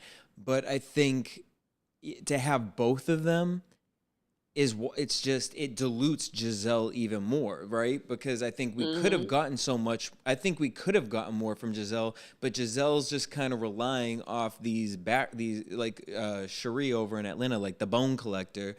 But baby, where are you getting the bones from? Party City? What kind of skeleton? This is a fake skeleton. And then now, after all this conversation, which Robin was so quiet for, you gonna turn to Karen after you said I had Candace's back. You gonna turn to Karen, and you knew she wasn't thinking this, which is why you asked the question. Is that what you were trying to do? You knew that's not what she was trying to do. Talking about, were you trying to imply sexual assault allegations? Girl, bye. She has never changed that story. She said that man hugged her, and it just made her be like, oh. Right. And then it probably put in check that everything I've ever heard about Robin is probably, about Juan is probably true. And Robin, you're mad. You're mad. That's why you mad. That's why you mad. You know what would be hilarious? What? If Robin doesn't come back. If Robin doesn't come back, Giselle would stay. But if Giselle was to leave, Robin would leave. And I believe that would be the total undoing of those two green-eyed goblins. Period. Because Giselle's gonna get her coin in her time, and Robin, her little lapdog, Giselle would stay on the show if Robin left, but Robin wouldn't stay on the show if Giselle left. I think we'd see a different side of Giselle without Robin being a main cast member. I think that, like I said, she relies too much on, Robin's going to have my back, all that. And I just think, take it away from her. Make her have to sit with Candace. Make her have to sit with Wendy. Let's see who Giselle is in real situations that make her uncomfortable. Because, girl, you can't be quiet for the whole season. The way you was quiet on that couch during them moments of where you should have been standing strong in your spirit, girl. You don't want to carry this face, right? You don't want to talk about the brown dick for how many seasons, girl? Come on. I think y'all might have a little too much hope in Giselle's potential. Maybe I do. I mean, hey, you know the men I date. You know the men I date. So I was. I feel like the exact opposite. I'm like, I feel like if Giselle left, we would see a different, more Robin-ness in a real element, and she might be a little more likable. Kind of, she was fairly That's true likable. Because it is interesting to me that Candace loves Robin the way she does. So obviously, we're seeing something. We're not seeing Robin in a real light. And if they brought in somebody that would actually challenge her, it would be interesting. But Giselle ain't gonna open up for nobody. That is a very real and a very good point. I think that if Robin did stay on the show without Giselle, Robin would be more likable, but more likable because she doesn't have a protector. She doesn't have Giselle to run behind. Right. So she would start going with the flow and trying to be, cool with everybody. But I think that Giselle can stand on her own, even if it's to look like the crash test dummy. Giselle doesn't have a problem. Yeah, no, I think Giselle can like be an by idiot. Herself. Yeah. She doesn't have a problem looking like an idiot. Clearly. By herself. She just has Robin with her. Whether now. it's the wardrobe, the things she says, or her house. Ooh, child, them dresses. Her and Robin. Did they go to the same seamstress? Because they were equally as terrible. And I just like watching these 3 episodes. I was like, why are these the only 2 terrible dresses? Because I think they went to whoever their stylist was and they showed them their prom dress from Wet Seal and was like, hey, this is what I want to do. Giselle was very cachet. Showed her stylist. Giselle showed her stylist a Hanukkah bulb. No, everyone was showing the White Diamonds perfume. The bottle. The perfume so bottle. I can't. All right, we got to keep this pushing. Wait, Crystal, do you watch Real Housewives of Miami? I don't. So I'll tap out, but I'll listen. All right. Crystal, where can everyone follow you and keep in contact? You got to check her out on TikTok because she be going in sometimes on some people. Please do. I'm nuts. I'm Crystal Bubbling, TikTok, Twitter, Instagram, CRISTAL, bubbling like bubbling, but no G. Yeah, follow me, come holler at me, I'll talk back. Yeah. You know. Yeah. And yeah. Boom. Thank you for having me on, Jesse. Courtney, it's always great talking to you. For sure. Thank you for joining us. Yes. My pleasure. We're going to have you Y'all back. Y'all have a great rest again. of the show. All right. Bye. Please do. Bye. Bye. All right.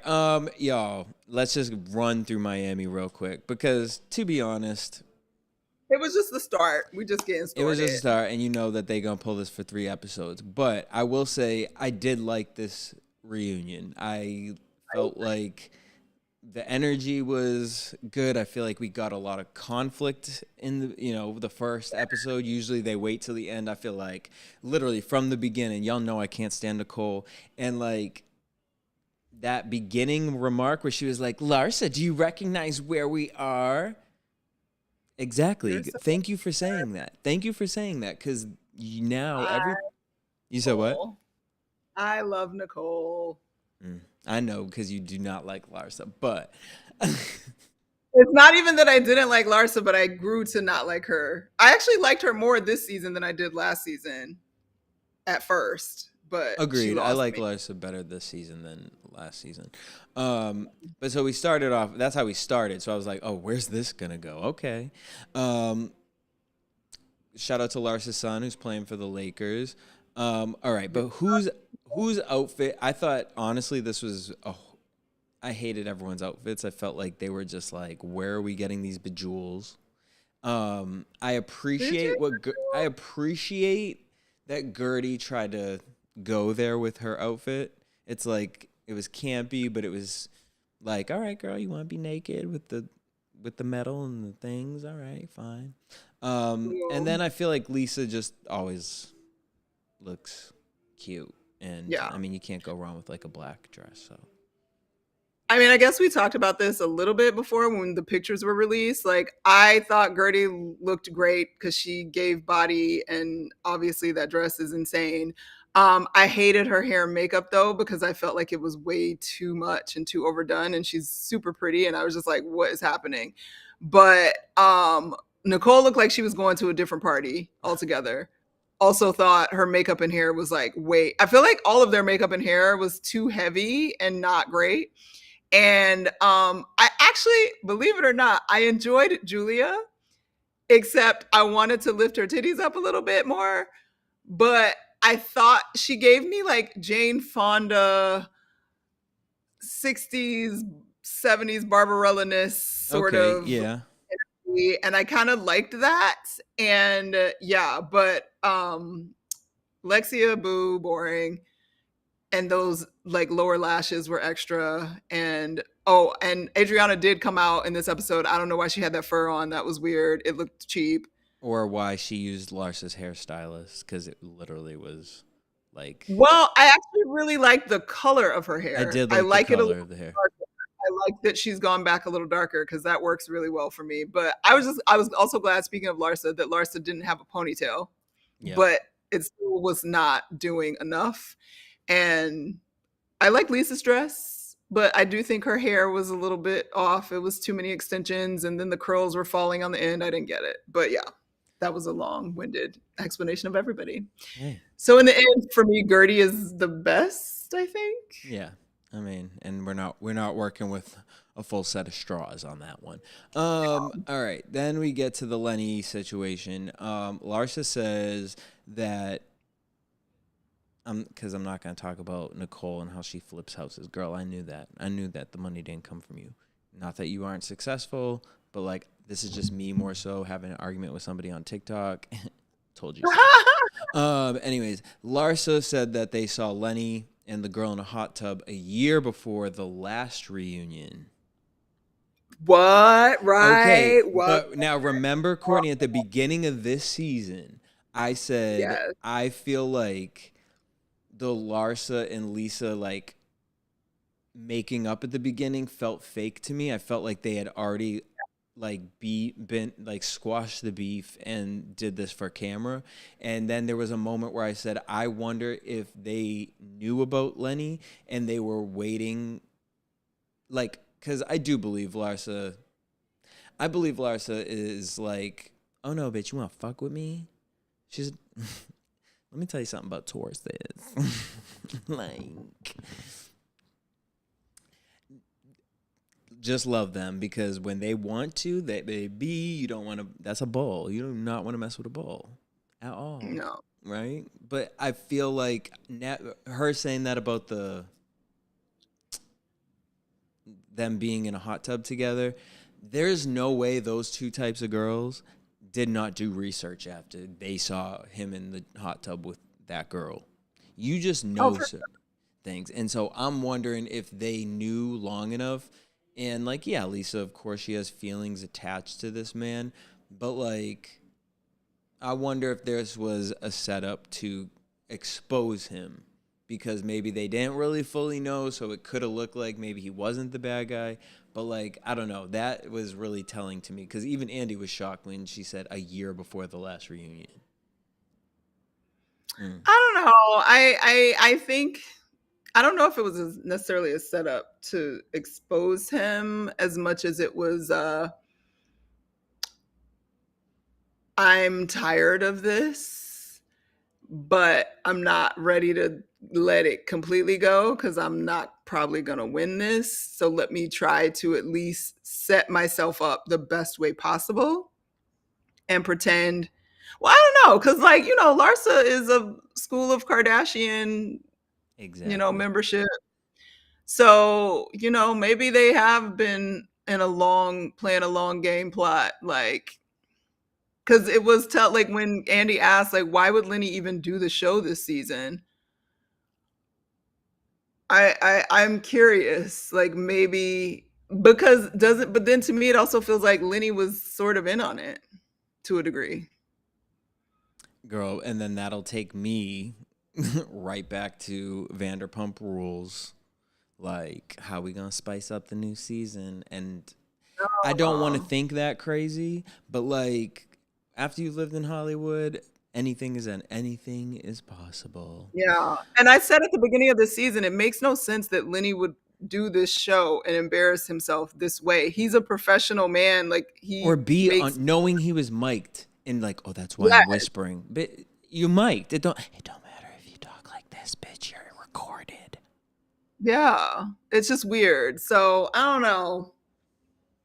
But I'll play it again, pretend like, oh my God, he was in the hot tub with another bitch over a year ago and you forgave him and you were trying to work it out. Okay. Shocked. I was shocked, appalled. Lenny's living in a bachelor pad with his new girl, and Lisa is talking to this guy, Jody, and he seems nice. I'm not mad at Jody, though. Jody seemed cute, nice. He seemed nice. Marisol and Adriana come out. Okay, Adriana, again, like, fine. You can feel ways towards Larsa, but, like, it's giving jealousy. Because I don't know what you tried to do here with the whole Brazilian butt lift thing, and it's not a Lebanese butt lift. Like, I don't know if that was you trying to say, like, cultural appropriation. I don't really understand what I think Adriana's giving no disrespect, because I think she's a beautiful woman. Is. But she's giving old age slow reads, English as a second language or third language. I don't know how many languages she speaks, and it's not coming out right. Like, cause it's giving like, I'm trying to be funny and I'm trying to be witty and it doesn't make any sense. And you just sound thirsty and crazy and it doesn't make any sense. I can't. Marisol saying Nicole drinks more than anyone on the set. Girl, bye.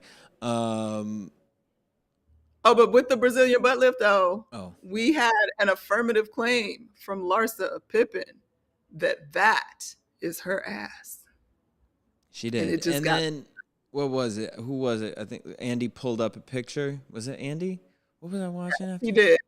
He pulled up a picture. He said, "Is this so? You're saying this?" Like, look, what we're also not going to pretend is like that wasn't from like a season ago. Like, whatever. You know, like we're not going to pretend like women can't put weight on and that does not, you know, change things. But I'm just saying. That's why it's that much worse, because yes, women do put weight on and your bodies change and all those things, but it don't change like that. And I can't understand for the life of me the continuation of this. It's more, I mean, I'm not even, to me, it's like, y'all making a thing about the butt lift. It's like, what about the face? What about the face? Well, what about for me, it's all of it. Like, but whatever. And it's fine. And Larsa, I would more so love if you were just like, you know what? Like, I gave my entire life to this man. Like, and I felt lost and I felt old and I felt like I just wasn't myself. I would be like, yes, girl. Empowerment. Like, okay, if that's what makes you feel like that. And I want to be a hot bitch, and a big booty and big titties gets attention and I like it. So fuck off. Like, yeah. I mean, I really truly do think, even though she was friends with the Kardashians, I do believe, because she was friends with the Kardashians when she looked the other way, you know?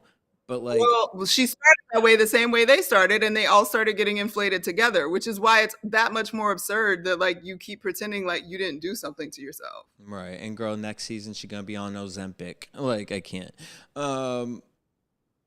Andy brings up Larsa and Marcus Jordan. Like, okay. They seem happy. Then Nicole cries that the girls can't. You said what? When she said the size 15 shoe. Oh. Hey. Nicole cries that the girls say just accept your dad, but he's dating a younger, and it bothers her that he's dating a younger woman.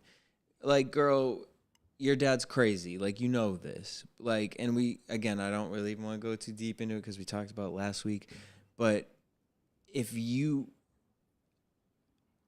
that grows, you know? Again, I always go back to this thing. I always thought, like, oh, when I become an adult, it's going to click in my head. Like, as a kid, I always thought, you know, you look at your parents as parents.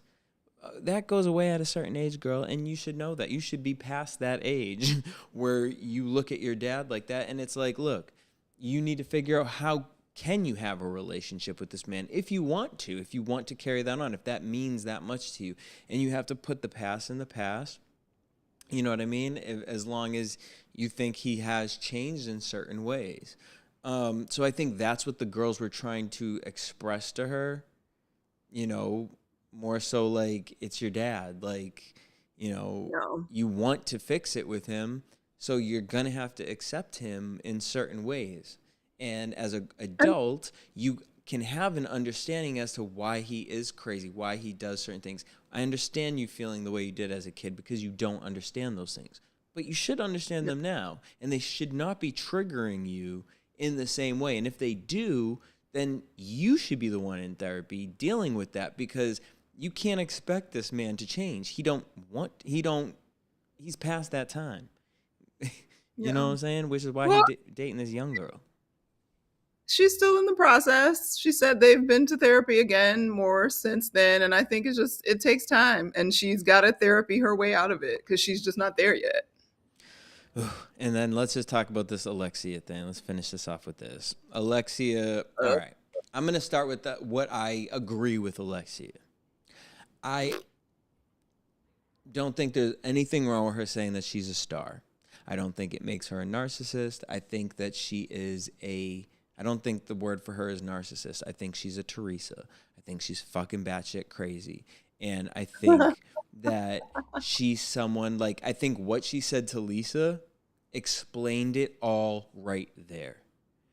And Lisa took offense to it. And it's like, I understand what, again, if it was Larsa saying it, if it was Nicole saying, if it was a sane brained person saying this, fine, you take offense to it.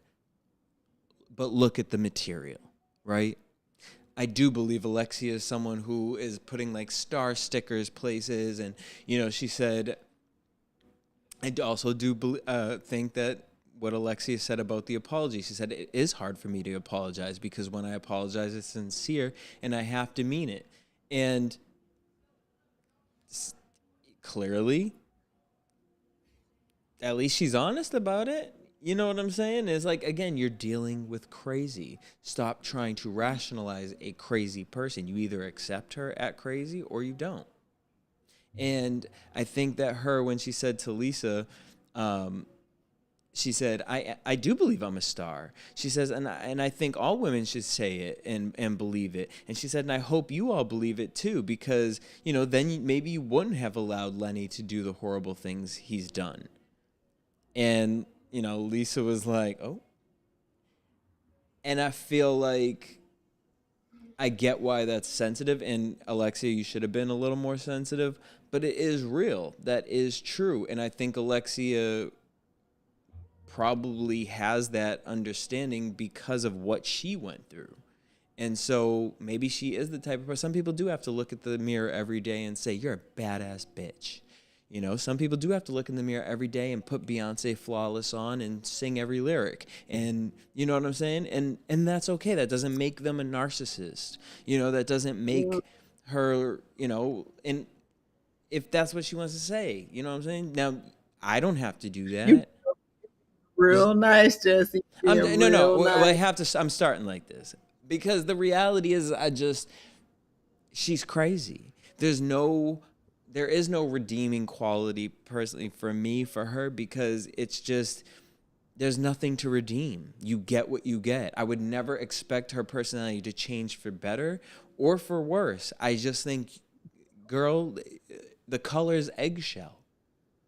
All right. Not eggshell. It's not white. It's not yellow. It's like maybe someone smoked in the apartment before. You know what I'm saying? Like, it's not off-white. It's eggshell. And I don't know if you know what color eggshell. It's just, it's very eggshell. Yeah. You know what I mean? It's like, it's very specific people are like, I would like it to be eggshell. It's like slightly unclean white. I also didn't like tinged white. Oh, go ahead. Oh, go ahead.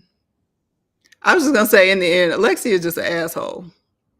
Like, agree. Because you don't, like, you can be a star and project that and need to say that for yourself. That has nothing to do with you saying that you are being treated this way because you're a star and they're all jealous. Bitch, ain't nobody jealous. You an asshole. And your friend that is in a effed up situation with this man, yes, maybe if she had more self-confidence, or how about the fact that she was 22 years old when she met this man and got with him, and she came into her womanness and she was growing up, and that's why she accepted some things. So for you to just be like, well, if you gave a shit about yourself, you wouldn't have been through this. That you don't talk to your friend that way. You say, you need to build yourself up, sis, because you are better than this. You don't take a dig at her in her dark space, because there are ways to say things.